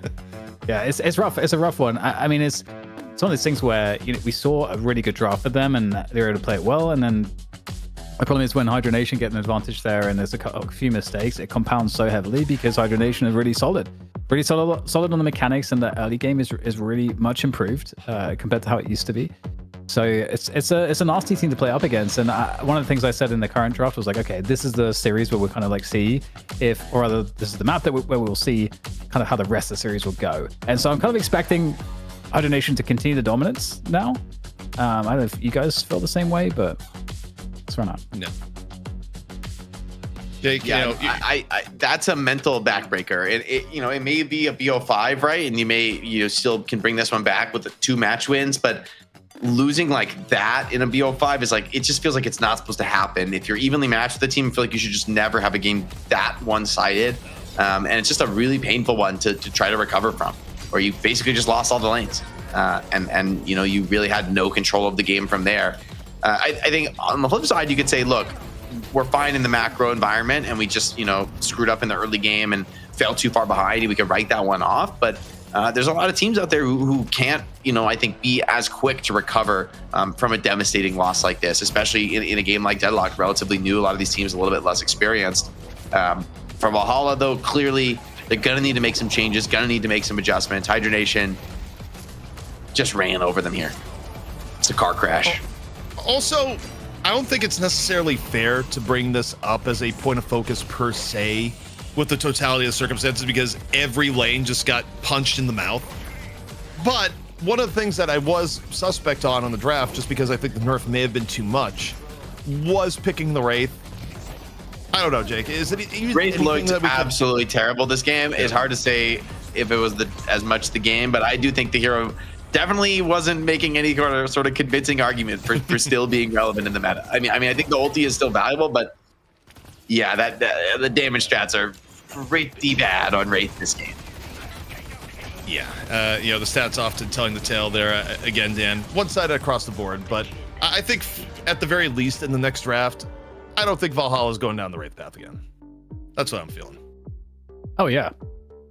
Yeah, I mean, I would expect more of the same. I'm really curious whether Valhalla will be able to come back. I hope we don't see the Wraith again. I do think it's kind of a waste. And obviously, it was a difficult situation because Warden was banned and also Pocket was banned. So I think Do didn't really have too many great options to go to. And I don't know if for Do, Wraith was a previous go-to, like third hero, but maybe that's like part of the problem there as well. Is like just Do also not having someone to go to in this draft. Well, as we look at this here, the stats pretty darn straightforward. Yeah, I can't look at this in a way. I don't even want to take too much from it because, well, all your stats are going to look bad when you get rolled this hard. And 4 and 36 is that's a yikes for me, dog. 4 and 36. Yeah.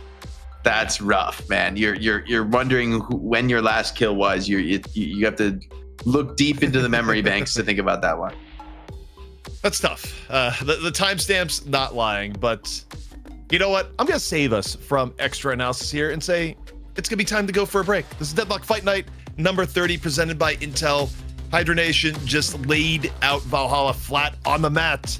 Valhalla, do they come back up? The conclusion is next. Hydra Nation looking to end things here in the money match in North America. It's our special first to 3 coming in here. We're best of 5 that I can cleanly say here in Deadlock. ZP here with Jake and DDK. And look, we thought we had ourselves a close match in Hydra Nation. The sleeping giant was awoken, Dan. After they lost the first map, they came back and the map we just witnessed was not close. No. Like, what was it? 4 kills to 36 or something? 34, yes. Something like that. Every single member of Hydra Nation just by themselves had more kills than the entire opposing team. Yeah, it's starting to get more one-sided than that. It's honestly hard to know where to go from there as well, because there's nothing that we could say, oh, maybe if they did this a bit better, because it was all a dumpster fire, sadly. And they won a map. They did win a map in this series.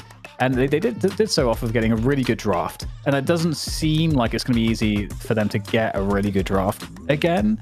So that's where I'm struggling here, because it's clear that the fundamentals from Hydra Nation is very hard for them to deal with. Yeah, they may have hit on something Hydra Nation had with the Warden ban. DMB also had a pretty successful game on the Geist, but in the end, I don't think you can, as much as it's like really rough to lose a game like that, like the way the last game went, in the end, strategically, it's not the end of the world, because it's like, look, you didn't even really play your strat. You just lost all 3 lanes. Like, your strat might have actually been fine. Maybe the mid game fights could have worked, but you just lost all 3 lanes. You gave Hydra Nation full control, and they just never gave it back. It was up to them to make a mistake from that point on. And so you could look at the first 5 to 10 minutes of that game and say, look, we can do things a lot better. We can execute those lanes better. But in the end, you can't, like, after 10, 15 minutes into that game, there's no point trying to think about what you should have done differently, because the game was already lost from there on out. So for Valhalla, if they have the mental fortitude here to shake it off and just be like, look, it's, you know what, it's not a big deal. We lost the lanes. We just have to run it back and play better this time. Then you can get to that mid game in a decent position. Then we could see another close match here, as we saw in games 1 and 2. However, that's the test now, is do you have that mental fortitude, or will Hydra Nation just keep doubling up the pressure? Because you better believe Hydra Nation is going to be full confidence right now. Well, we'll see how the draft pans on out, where the priority so far has been the losing team, or the team with priority will pick second. Now, of course, the very first map went on when Valhalla had that advantage, and they lost that. So if we go to a map 5, Hydra Nation will get their priority of pick. And in this case, I believe we are still waiting for the draft to fully get underway. So, sometimes I sit there and it's like, I'm not sure if it's ready. I'll just call, and usually like magic is there. But It could be the NA special players in the bathroom or just needing a little bit more time. But there we go, Dan. You know, I just had to continue the fill, and eventually I would just peer pressure the draft into appearing. Well, I want us to pick the draft for the teams one day. That'd be kind of cool. You could That draft should be our against show Jake. match. We draft the worst possible teams for you. That'd be pretty sick, though. Maybe for like a special edition of Fight Night, we get like ZP drafts versus Jake drafts or something like that. That'd be pretty sick. That was the band's fault. Sinclair ban instantly out of Hydra Nation is really interesting. It does seem like it's targeted just due to the fact that Valhalla clearly rate it, and it was, I think, was it like stolen away from in the previous map, right? Hydra Nation got it like second pick, so Valhalla. This first ban will be telling as well. Let's see what they end up going with in this case. Well, the interesting thing to me is that I feel like this forces the hand of Valhalla to, well, I would say it forces their hand to go Infernus Warden. But now, Jake, you got the real test. We know Hydra Nation loves Infernus, particularly Lefa, is a different player on Infernus. But do you first pick Infernus and then give up Geist Warden in turn? That's what's at stake here. Yeah, especially with the Sinclair band. It's scary. I mean, they might be the one team to do it. And this is the I mean, it's interesting. I don't understand why they would ever change the first ban, though. That is really surprising to me, right? Like, given how the series has played out so far, I don't think the Infernus ban is necessary, but I didn't think it was necessary in games 1, 2, or 3, and they banned it all 3 times. So after you winning as hard as that, why change the draft? It's sort of a surprise to me from Hydra Nation. Maybe it's a bait. Maybe they have some like strat prepared to deal with the Infernus. But I think Valhalla, if they want, they could get like Warden Infernus here. Yeah. And then you look at Viscous would be, I'd like that as well. True. I think the Viscous is very good. Yeah. I think they have to Warden here, Dan. Or sorry, Infernus here, Dan. I think Lefa is too good at it, and it's beginning first ban for a reason. Yeah, giving it to Hydra Nation is scary. As much as in theory, I feel like you should be able to beat it. It just hasn't been like game-breakingly good. I think it's a very strong choice, but I don't think it's unbeatable. I think in the end you can control them. So Valhalla, I think maybe knowing though that you're right, ZP, that like the comfort is too high for Lefa to be able to get that Infernus. Too comfortable. Yeah. Like and it has good matchups against some of the strats. Velvet slippers. Yeah. Hydra Nation have played a lot of strats that have relied on a lot of tanky frontliners, where I think Infernus can succeed in matching up against them and like whittling them down with those burn procs. So I don't hate it against, in theory, the way Hydra Nation likes to play. This is interesting. The Vindicta. I feel like the Vindicta pick this. I don't know that it's super necessary, because I do feel like we saw that like Vegas, there's a lot that Vegas has to go to. So that hypothesis, I think, is being burned in that last match. But I feel like it gives some openings for Valhalla to be able to get some decent pickups or bans, to be honest, because Calico still available, Yamato still available, Pocket still available. There's a lot of like, and a bunch of like Haze still available, like a lot of high priority picks, including Viscous, are still available because of the Vindicta holiday pickups here. I think the holiday pick is a bit of a whiff here. I think Haze being pretty effective versus Vindicta at good at giving map control.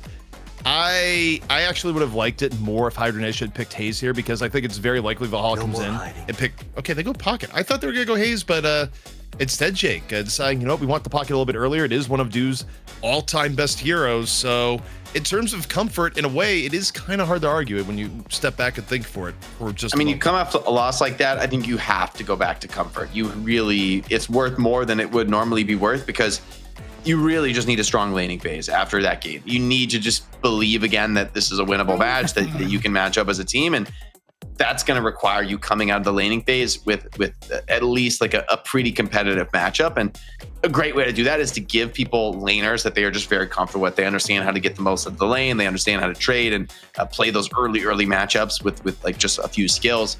And so I actually love the choice to pry out comfort here. DMB getting the Warden as well is something that he's looked solid on across the series. So overall, I think draft can't disagree with any of this from Valhalla. I'm a little surprised Hydra Nation has made some of the switch ups that they have to pry out like the holiday earlier in the draft this time. I don't know if they need that necessarily here, but maybe they felt like, hey, last game we just put that work on with it. Let's just run it back one more time.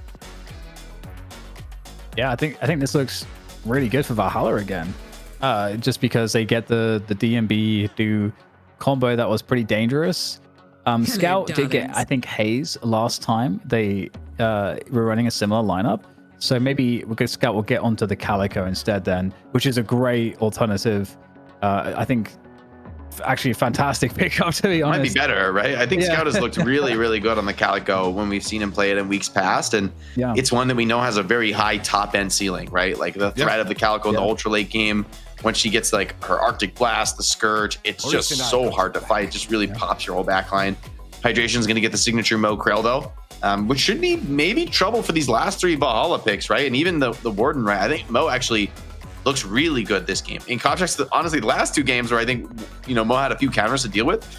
This game, I mean, the instant stun on Mo, on Warden, canceling the ulti, and then snatching Calico or Pocket before they're ready to escape with their skills.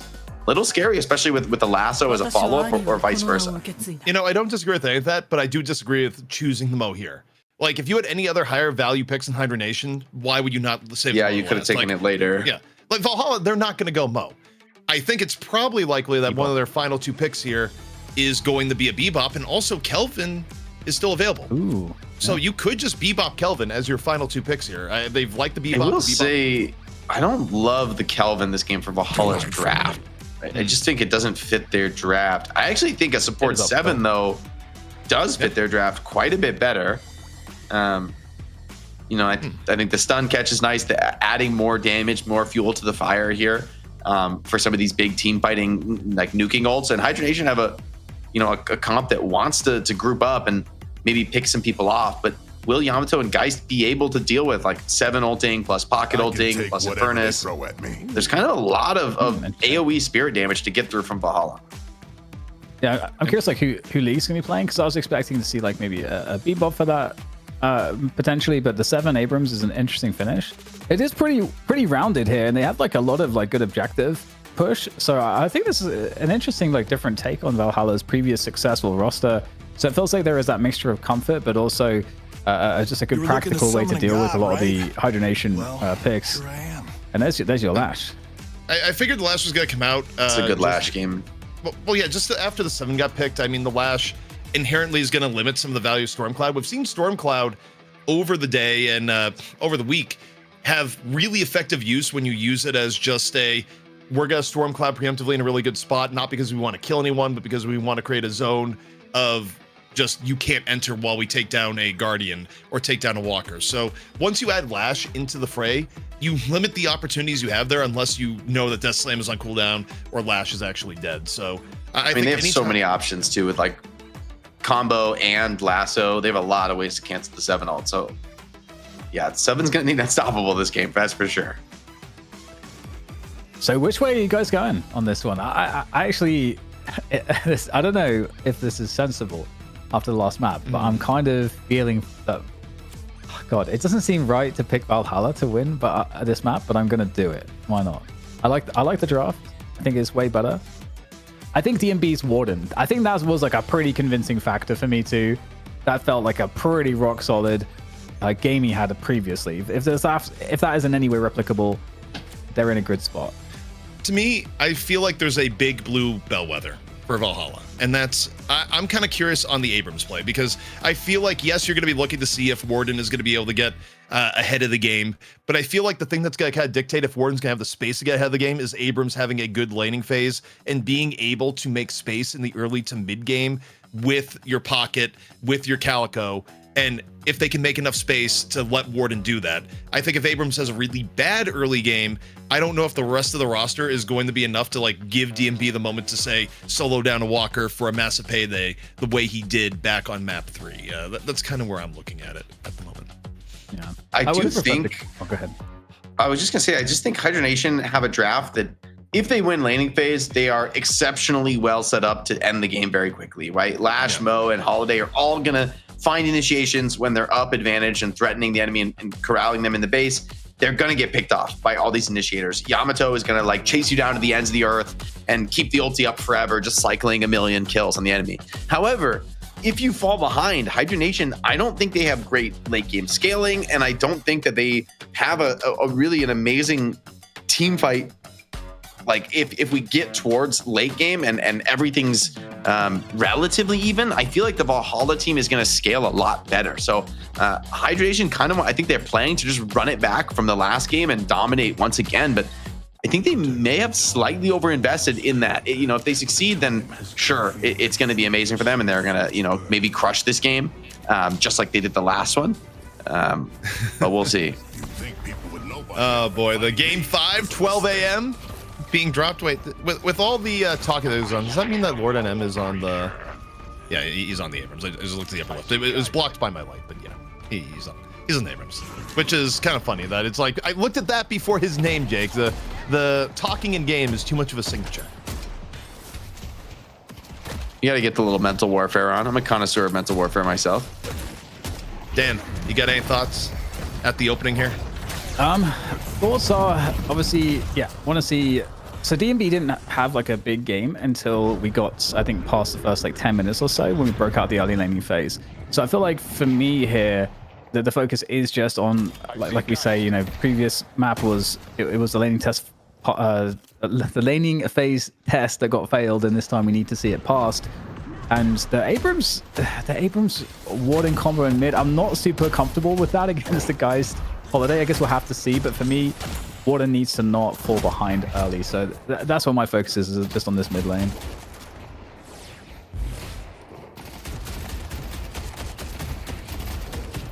Looking off to the right-hand side. 7 under a little bit of pressure. Vegas back, of course, on a signature Vindicta. And, you know, it's kind of interesting that Dan talks about the middle lane there, because I do think there's a lot of eggs in that basket, because you want both your Abrams and Warden to do well. And if both do poorly because that lane just gets crunched, it really does limit their options to come back into the game, Jake, as I look at it. Yeah, I mean, I think for now, Valhalla have played this laning phase at least a little bit better, but still yet to see. I mean, like the echoes of that last game, Hydra Nation players are going to be playing with full confidence, full aggression, and I think that is the right way to play. I think the key for Valhalla, they can't be too passive. You know, if they just try and like fully defend and weather the storm, I feel like Hydra Nation are going to exploit that passivity and punish them. I think they have a very good draft to punish a passive team, and I think Valhalla need to be playing to win this game, not playing to not lose, at least at this early phase. Take a look at the left lane here, and the pressure has been pretty significant from the Mo Vindicta. You've just been seeing Zerbzy just really in a big health deficit at the beginning. So Hydra Nation able to take a little bit of initiative here at the very beginning. Mid lane, though, is kind of interesting. You take a look, Lord NM pretty deep right now on the Abrams. They're looking to perhaps get in on the other side, but both Geist and Holiday both able to back out a little bit. The pressure on the Abrams continuing, and again, very precarious lane here that has to be played well, I think, for Valhalla to have a shot. Yeah, Abrams is really looking for these pins, but honestly, this top bridge feels like a really hard area for Abrams, right? On that high ground, it's very open. She's trying to play always around the veils. I think Rokane, Yamato is going to be another very important player in this game. Maybe the most important player for Hydra Nation in terms of you must get farmed on Yamato this game. I mean, there really isn't a backup carry character here. But that's a nice pin, though. Onto Lefa, pulls him deep from her tower. Although, I'm not sure you would take this trade. Yamato finding kills early is exactly what you need for Hydra Nation. That's, for me, very crucial for their game to succeed. And I kind of want to see Yamato could go like full greed if he wants to this game. I think he's probably just going to go spirit nuking and get active, but yeah, like early, I don't know if you go Torment Pulse or something in this game to farm up faster, but the scary thing is, not only are they getting Guardian damage off that, but Rokane got those as clean kills. Rokane wasn't even brought low on HP, so there's no there's not a comeback in there. Yeah. And oh, he's dead on Pocket. So, I mean, lane-wise, kind of brutal for Valhalla on the left and a little bit on the right. The mid lane is actually the lane that's been a little bit of a bright spot here so far. Not dramatically ahead, but, well, as I say that, I look at the health bars, like, how's Lord NM doing? Dead is the yeah, response. I mean, he got the kill on Lefa, but they did take a lot of damage for it. Now the dive comes in, Lefa cancels that healing right as well. Out of the Warden. It's going to further mitigate him staying in the lane. The life train. Ooh, DMB, do you have the HP for this? I think he might actually get a lot of life steal here. I think so. Big melee's coming in. Oh, the parry. The trade. Okay, 1 for 1. But I believe that's a winning trade, right, for the Geist. I mean, Warden used ulti for that. Yeah, I think that was pretty winnable for DMB. It just didn't work out. Meanwhile, the lasso on Lord NM brought into the Guardian. just able to slip on out. And, you know, with Holiday at 300, I kind of wonder if there's a world where Lord and M may have been able to turn there. That little bit, you know, unanswered question. Meanwhile, melee fisticuffs got forced out the Shadow transformation, and Scout cannot get away. Close, but no cigar, as it were, over on the right-hand side. And Jake, once more, starting to see a gap develop here between the two teams. Yeah, and especially for me with AVG and Rokane having the games they're having, it's really scary. 7 stuns barely gonna come off. League is gonna die elsewhere. And man, AVG and Rokane are profiting hardcore. And especially this lane, if you can clear this tower, it's like Lash is the dream roamer, and then Yamato can just get farmed up. And I think there's gonna be a critical mass from Yamato at some point in this game, and you gotta be very worried about that. Lash could blow the mid lane wide open as well with the quick rotation. And I mean, ZB, we're 5 minutes into the game. Like this is looking scary. It's looking like a lot of deja vu right now. It's feeling very familiar though. High fly Morden. Oh, the swap. It'll take on low main. The swap comes in. And the parry Lefa's too good. Lefa though still might be going counter parry into the binding word and dead. You know, we talked about DMB getting some farm, and while the left and right lanes may be a bit of a car crash, the middle lane between Lord and M and DMB keeping a little bit of hope alive helps bring down the deficit. But also, these are the two heroes that need the farm most. It's okay, but if I'm not mistaken, yeah, they've already lost their Guardian, so they get basically a counter kill on Lefa. But yeah, like Lefa's just gonna come back in, and the Guardian HP advantage is really huge here. And Rokane, I mean, that ulti, when that ulti comes online for Rokane, I fully expect him to hard dive here. Also, Lord and M, think about getting a little bit frisky into the right lane, out of middle. Right now, I think this may be more roaming Abrams mode. Even though they're down the Guardian, I think this is, well, also maybe matching the Holiday, because take a look, low main on the same note, not bound by the tether of mid lane, now looking for opportunities there on the right. Love is getting chased down though. DMB's ulting, he's chasing, but chasing maybe a little bit too deep. I mean, there's a real potential for some punish now. Here comes the lasso, barrel connection comes in, low main pulling deep under tower, Abrams.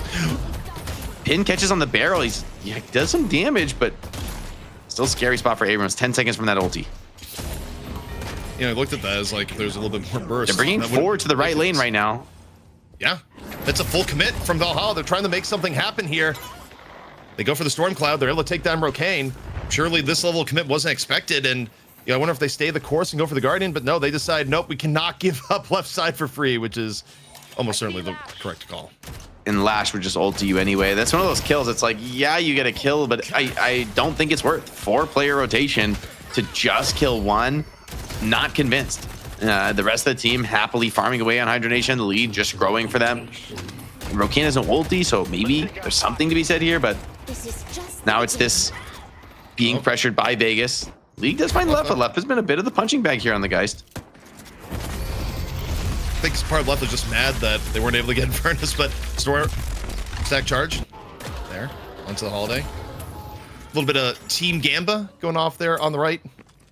But yeah, I mean, Valhalla, I do kind of like, you can debate some of the map control thing, but they've definitely been scrappy for kills, and you know, being at least a little bit experimental in the rotations and when to overload. It's giving them some life here. Is it gonna be enough to turn the gap? You know, I suppose we'll see. Yeah, they need to make some successful team fights here sooner rather than later, though. And that's going to be the real challenge. Like losing these Gambas, this is a dark sign, right? You're not losing key objectives, but if you can't defend your own Gambas, you can't even clear Hydration out when he's stealing your jungle away, waves crashing on your towers. The network lead is going to grow from things like that. Stealing Gambas, like those take a long time to respawn. This early in the game, if you're not able to control them, you're in a scary spot. Abrams trying to do some counter stealing, though. I kind of like that from Valhalla. They brought a lot of players that part of the map. So they are maybe too hard to clear from that. It makes sense. I mean, the thing that worries me, and maybe Calico will be able to do a little bit of box running to even it up, but League and Calico are in a rough spot. Also, Death Slam, that's not going to help League, who's already starving to the point that I'm not even sure that there's fire anymore. It's just embers for Infernus. And Hydration is looking to dive maybe under that walker. DMB gets caught before he gets his ulti off. He's going to be in real trouble. Lefa does have Swab. This is a very scary player to particularly choose to dive down. Ooh, is there follow-up? Swab, he wants to get one connection. Oh, just not quite coming off.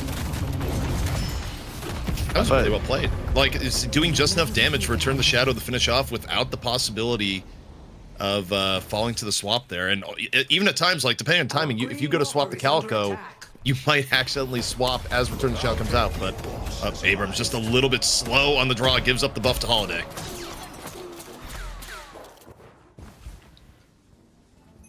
And some of these trades on the map have actually been pretty decent, I will say, for Valhalla. Hydration and the gang have not been able to find some of the pickups that I think they want. Now bringing the Urn in is maybe the chance to force a bigger team fight. 7,000 net worth advantage is not nothing, but it's not necessarily game winning. And they're bringing a lot of resources now over to that right side lane to force the Urn turn in. Valhalla, I kind of like they might grab some Guardians of their own, which I think is a great choice here. I don't like contesting. I think it's really smart to just clear things off, but Abrams might die for that.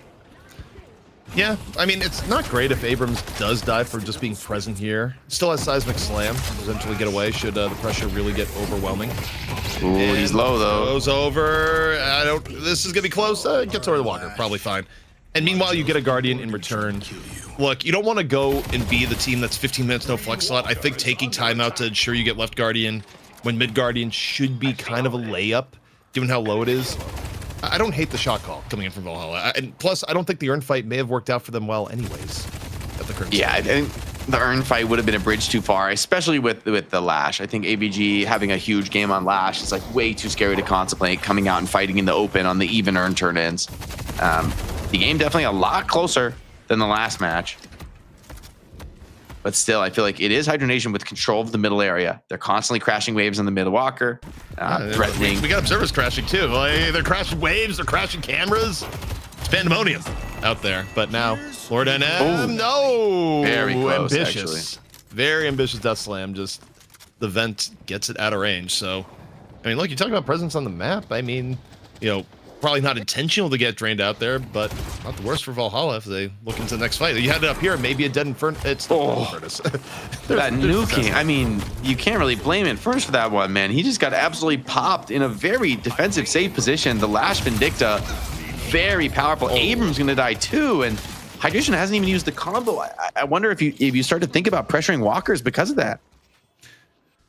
I just kind of want to know why Lord NM went over there. It's just like, what happened? Oh, yeah, just ran into the burning room, as it were. But right-hand side, there is going to be pressure here onto Walker. Hydra Nation trying to turn one advantage into another one.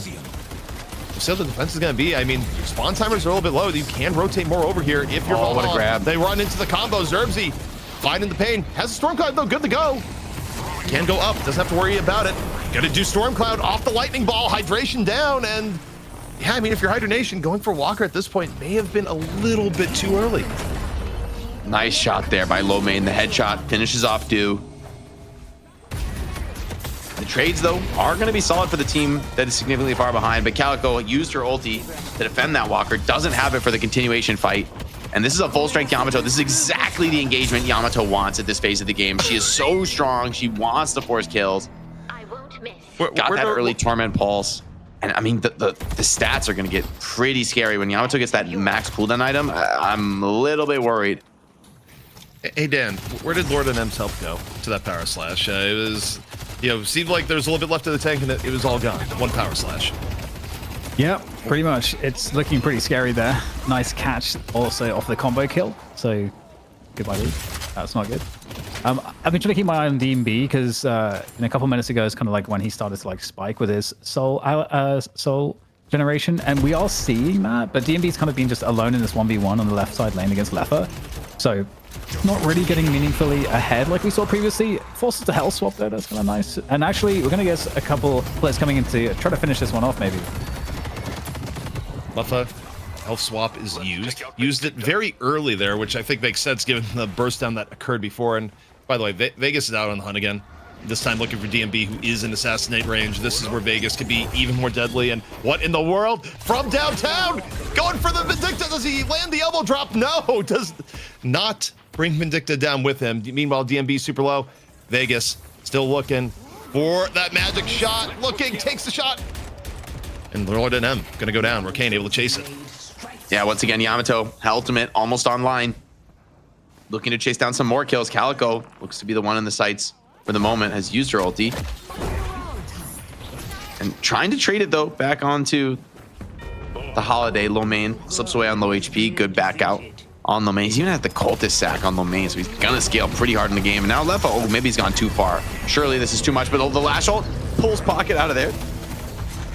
Oh, and now it's all into the closet is where we're at. Fisticuffs and then some. Lash, though, actually enjoying the battle. Takes down Zerbzy, 500 HP. Not a problem whatsoever. Unable to get out of the melee. And, you know, I'm looking at this here, Jake. We may have just crossed the event horizon. It just feels like Hydra Nation has hit another level of untouchable within this map. And the Valhalla road to coming back here seems to be a long one. I got to say, Hydra Nation are playing off each other super well right now. I don't think this is a crumble from Valhalla. I think this is Hydra Nation really hitting a very impressive level here. Chase down from Calico. She's trying to maybe burst low main. Got to be a little cautious, right? Low main has tons of mobility, so does the Calico, but this is starting to be a very deep chase, yeah, and he wants to just, it's getting awkward. It's getting sketchy. He's kind of deep on the Calico. The ulti could help him play his way out of it, but I don't think you can fight Lefa right now. No, and Lefa did not want to chase down Mimo Hydration. The combo's back out, and this time around, this is looking much more like a Deadwalker. But we'll see. The counter pressure coming on in.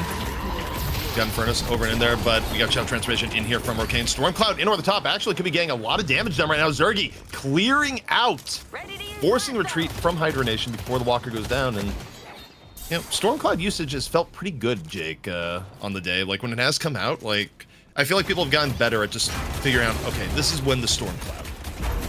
Yeah, it pushes them out and it forces the Yamato ulti to back, but it doesn't get counter kills, right? It doesn't stabilize the game as much as you would want. Maybe Vindicta could be in the sights here. 7 stun hits big, but there's just no damage fall. Here's the Pocket coming in, but not sure Affliction alone is going to be enough. And Rocane continuing to just poke away at this Walker. It's starting to get low. I think they're wise to back off here. Still had a bit of HP left, and this Yamato is just playing beautifully on her ulti timings. Yeah, Vegas eventually is going to go down there. It's a nice counter kill. A couple of counter kills across the map here, and for the first time, it feels like this game that's going to put Valhalla maybe in a bit of a strong position in map control. But I mean, they're down to their last few percent HP on a single Walker. It's a long way back from here, ZP. Yeah, I mean, when you look at objectives, they're ending up in a pretty tough spot. I think the silver lining is the fact that farm-wise have brought things back. And also, while it is not a raid boss level warden relative to the opposition like it was back in map 3, I mean, DMB is competitive here at the very least. It's not a non-factor. So, depending on the terms of the fight, they can win. I mean, I think really it is kind of dependent on getting a fight where Hydra Nation gives up a little bit too much value to Zerbzy, where Zerbzy, if he doesn't have it yet, by the way, is probably pretty close to getting unstoppable. He did rush it earlier. So I worry though, does he have the HP though? Like, I feel like Rocane is they're just going to spirit nuke you to death. Right, with Rocane power slash maxed, and he's gonna be getting. I mean, I think probably Rocane's next item is like reverb or something. I mean, he can go full greed at this point if he wants to. Maybe he'll make a more defensive choice. But yeah, I feel like he's so strong. Lefa has Spell Slinger. I mean, the raw shooting damage is pretty serious. I don't know that Zerbzy can rely on being ignored in the Stormcloud. No, I totally agree. And even still, though, if we could get the Zerbzy point of view real quick, yes, we're assuming he has unstoppable. I agree with you. I think if he doesn't have it yet, he's probably saving. Yeah, unless he went for some more of like the mid game items, like the Mystic Slow. Okay, he has like a much more all around build on the 7 here. It's probably his next item, but instead of coming in at 18k, he's going a little bit more damage. He's a ways out from it. He doesn't even have debuff. Remember, he might go Lightning Scroll first with this build. Yeah. We'll have to see. So 21k, kind of a upcoming break point here for 7. In either kind of like the idea of a Lightning Scroll, honestly. Like just YOLO for damage. Ooh, speaking of YOLO, the insta-interrupted Stormcloud Cursive combo, because you've gone close quarters, but hey, you still might get the Yamato. Rocane is down. Abrams ready to rumble. Gets Lefa. It with the charge. Valhalla with a quick 2, and we'll see. Trade-outs here. I mean, overall, if it's only 2 for 2, it's not the worst for Valhalla in this situation. DMB wants to get into this. Maybe get some counter kills and making a beautiful movement there by ABG, coming back in, turning things around with the Death Slam. That's going to burst down the Infernus, and the Pocket in his sights. Being hunted on the high ground. Great catch with the Flog and Pocket. I mean, you might have a lot of mobility on Pocket, but feels like Lash one of the few characters in the game with the edge on you. Oh, and the last second flog. Beautiful connection there from ABG on a 10 streak. I mean, we were talking a lot about some of the other threats, but now ABG is turning into a serious nuker. Yeah, I mean, AVG is looking pretty good. Also, it's kind of funny we got AVG on the Lash. We didn't really talk about it, but a lot of people thought it'd just generally be low main on the Lash, given how roles broke down in melee creeps. But seeing a little bit of a different look from AVG and low main now that they're mixed up with a different squad. Defeat me if you can. We're going to be picked up. Hydra Nation looking to set the tone.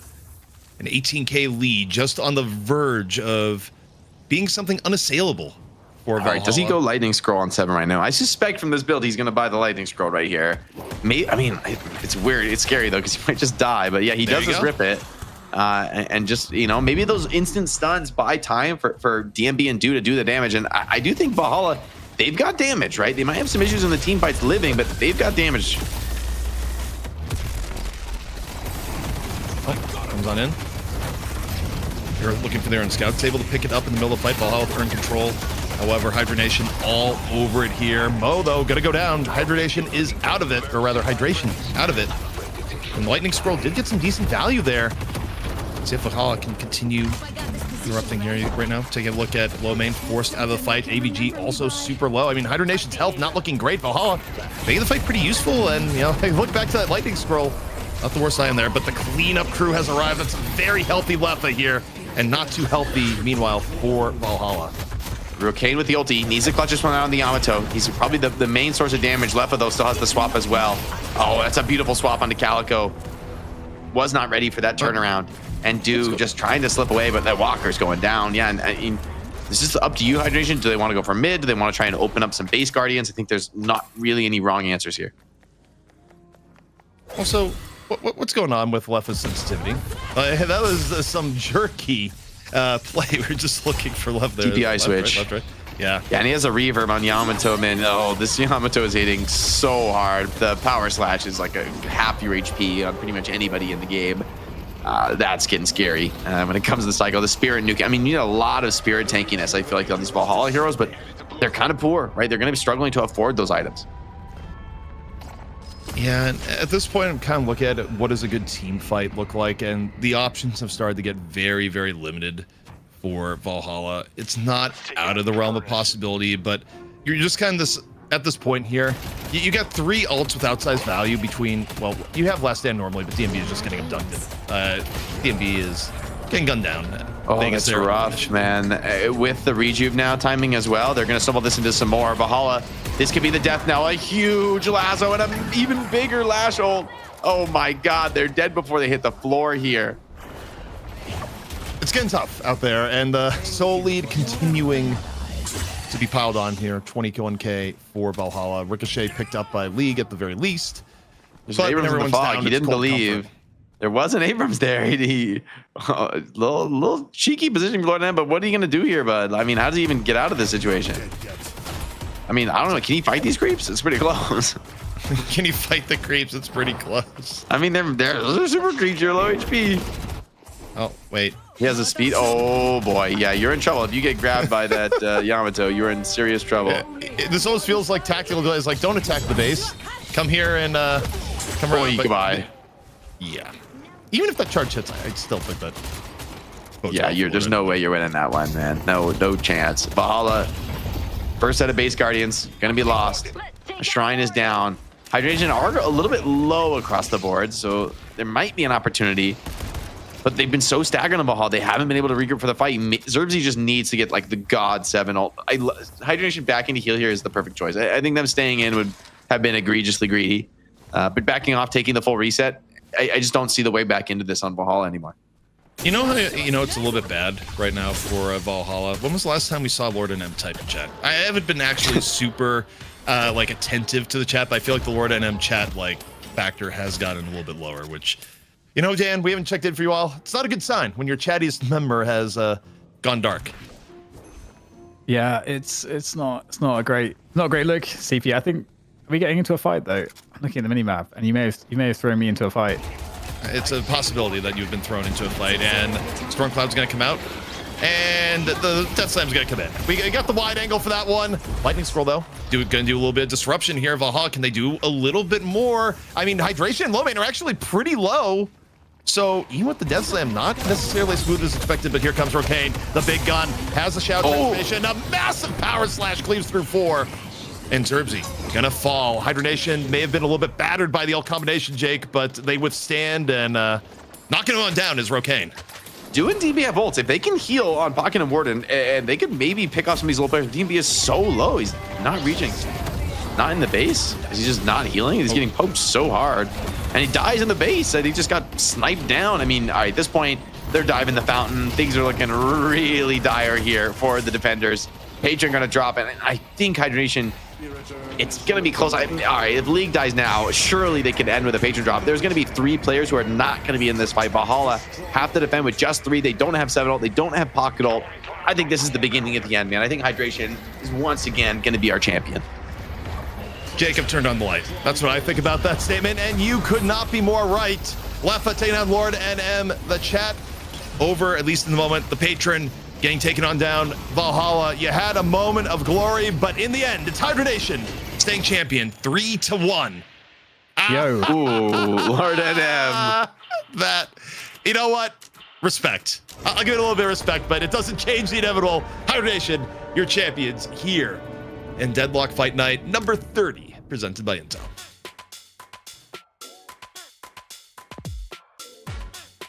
Dan, the pause. Was that not a little bit of redemption at the end when all is lost? Because I didn't expect that.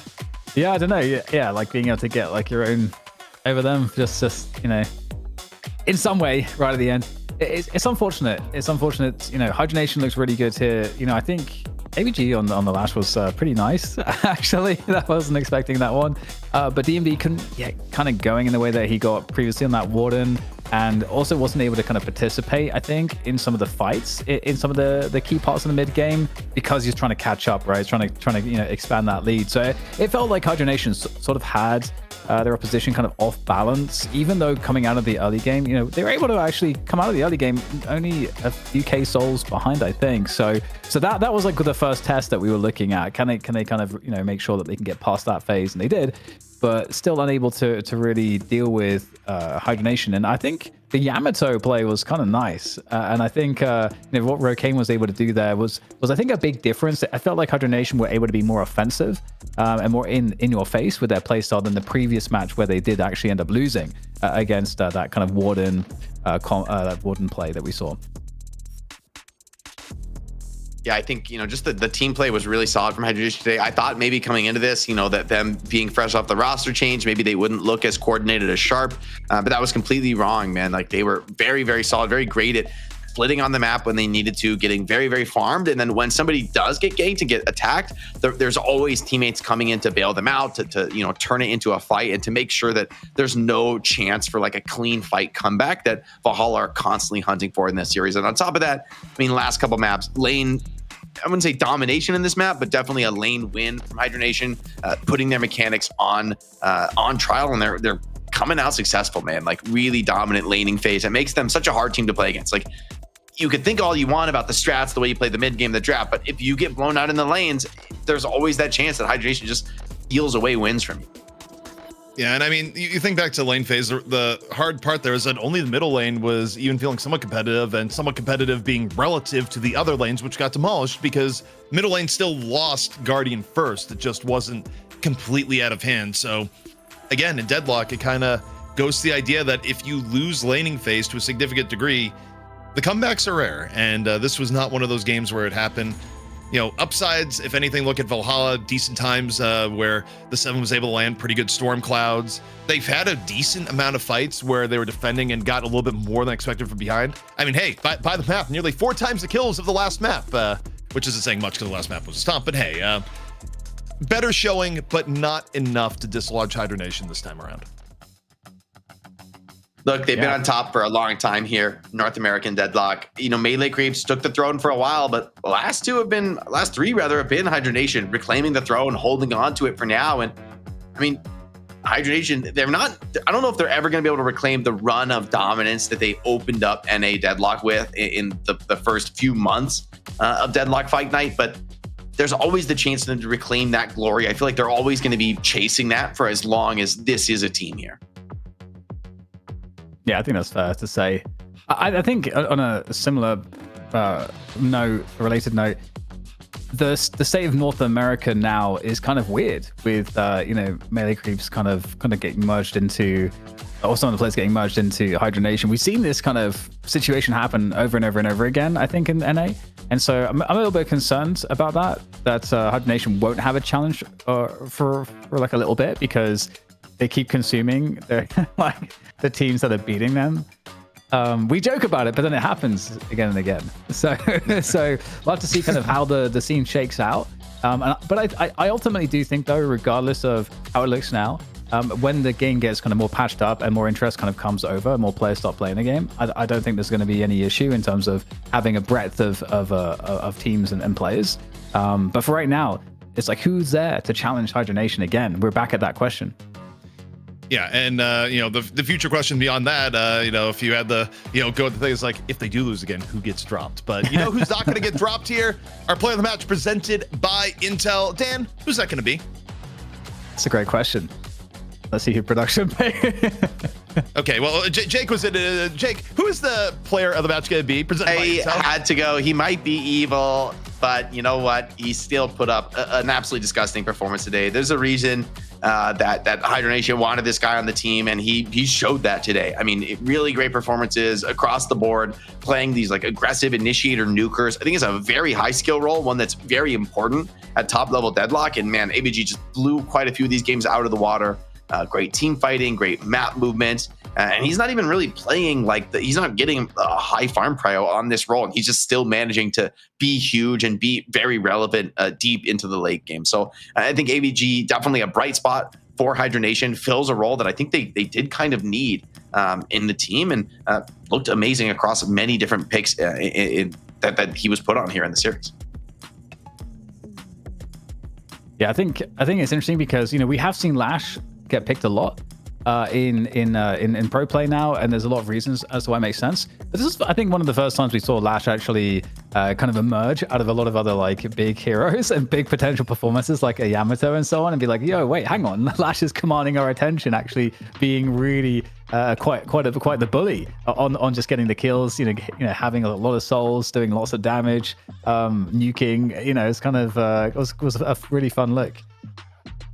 Yeah, when Lash is like solo killing without his ultimate, that's when you've run into a problem. And honestly, at that point, it's probably too late. I mean, Lash has such absurd mobility. If he gets that far ahead of the game and the spirit nuking becomes that relevant, then by the time the ulti hits in the team fight, man, there's just too much to be done. And it's off the prowess of great laning that you put yourself in that position. So props to AVG, looked really solid. I think this, as much as Hydra Nation have changed rosters a lot, I think this could be a really scary lineup, especially considering this is their first outing as a team, and they did look amazing. You got to think about the last two games were blowouts, and those are probably, have this team ever played together? They might be like maps 3 and 4 of the series might be maps 3 and 4 of this roster playing together. Couldn't have said better, but that does bring us to the end of the show tonight. This was Deadlock Fight Night number 30, presented by Intel. Hydra Nation on top, and of course, Abraham still on top in EU. That does it for us this week, and we'll see you next time.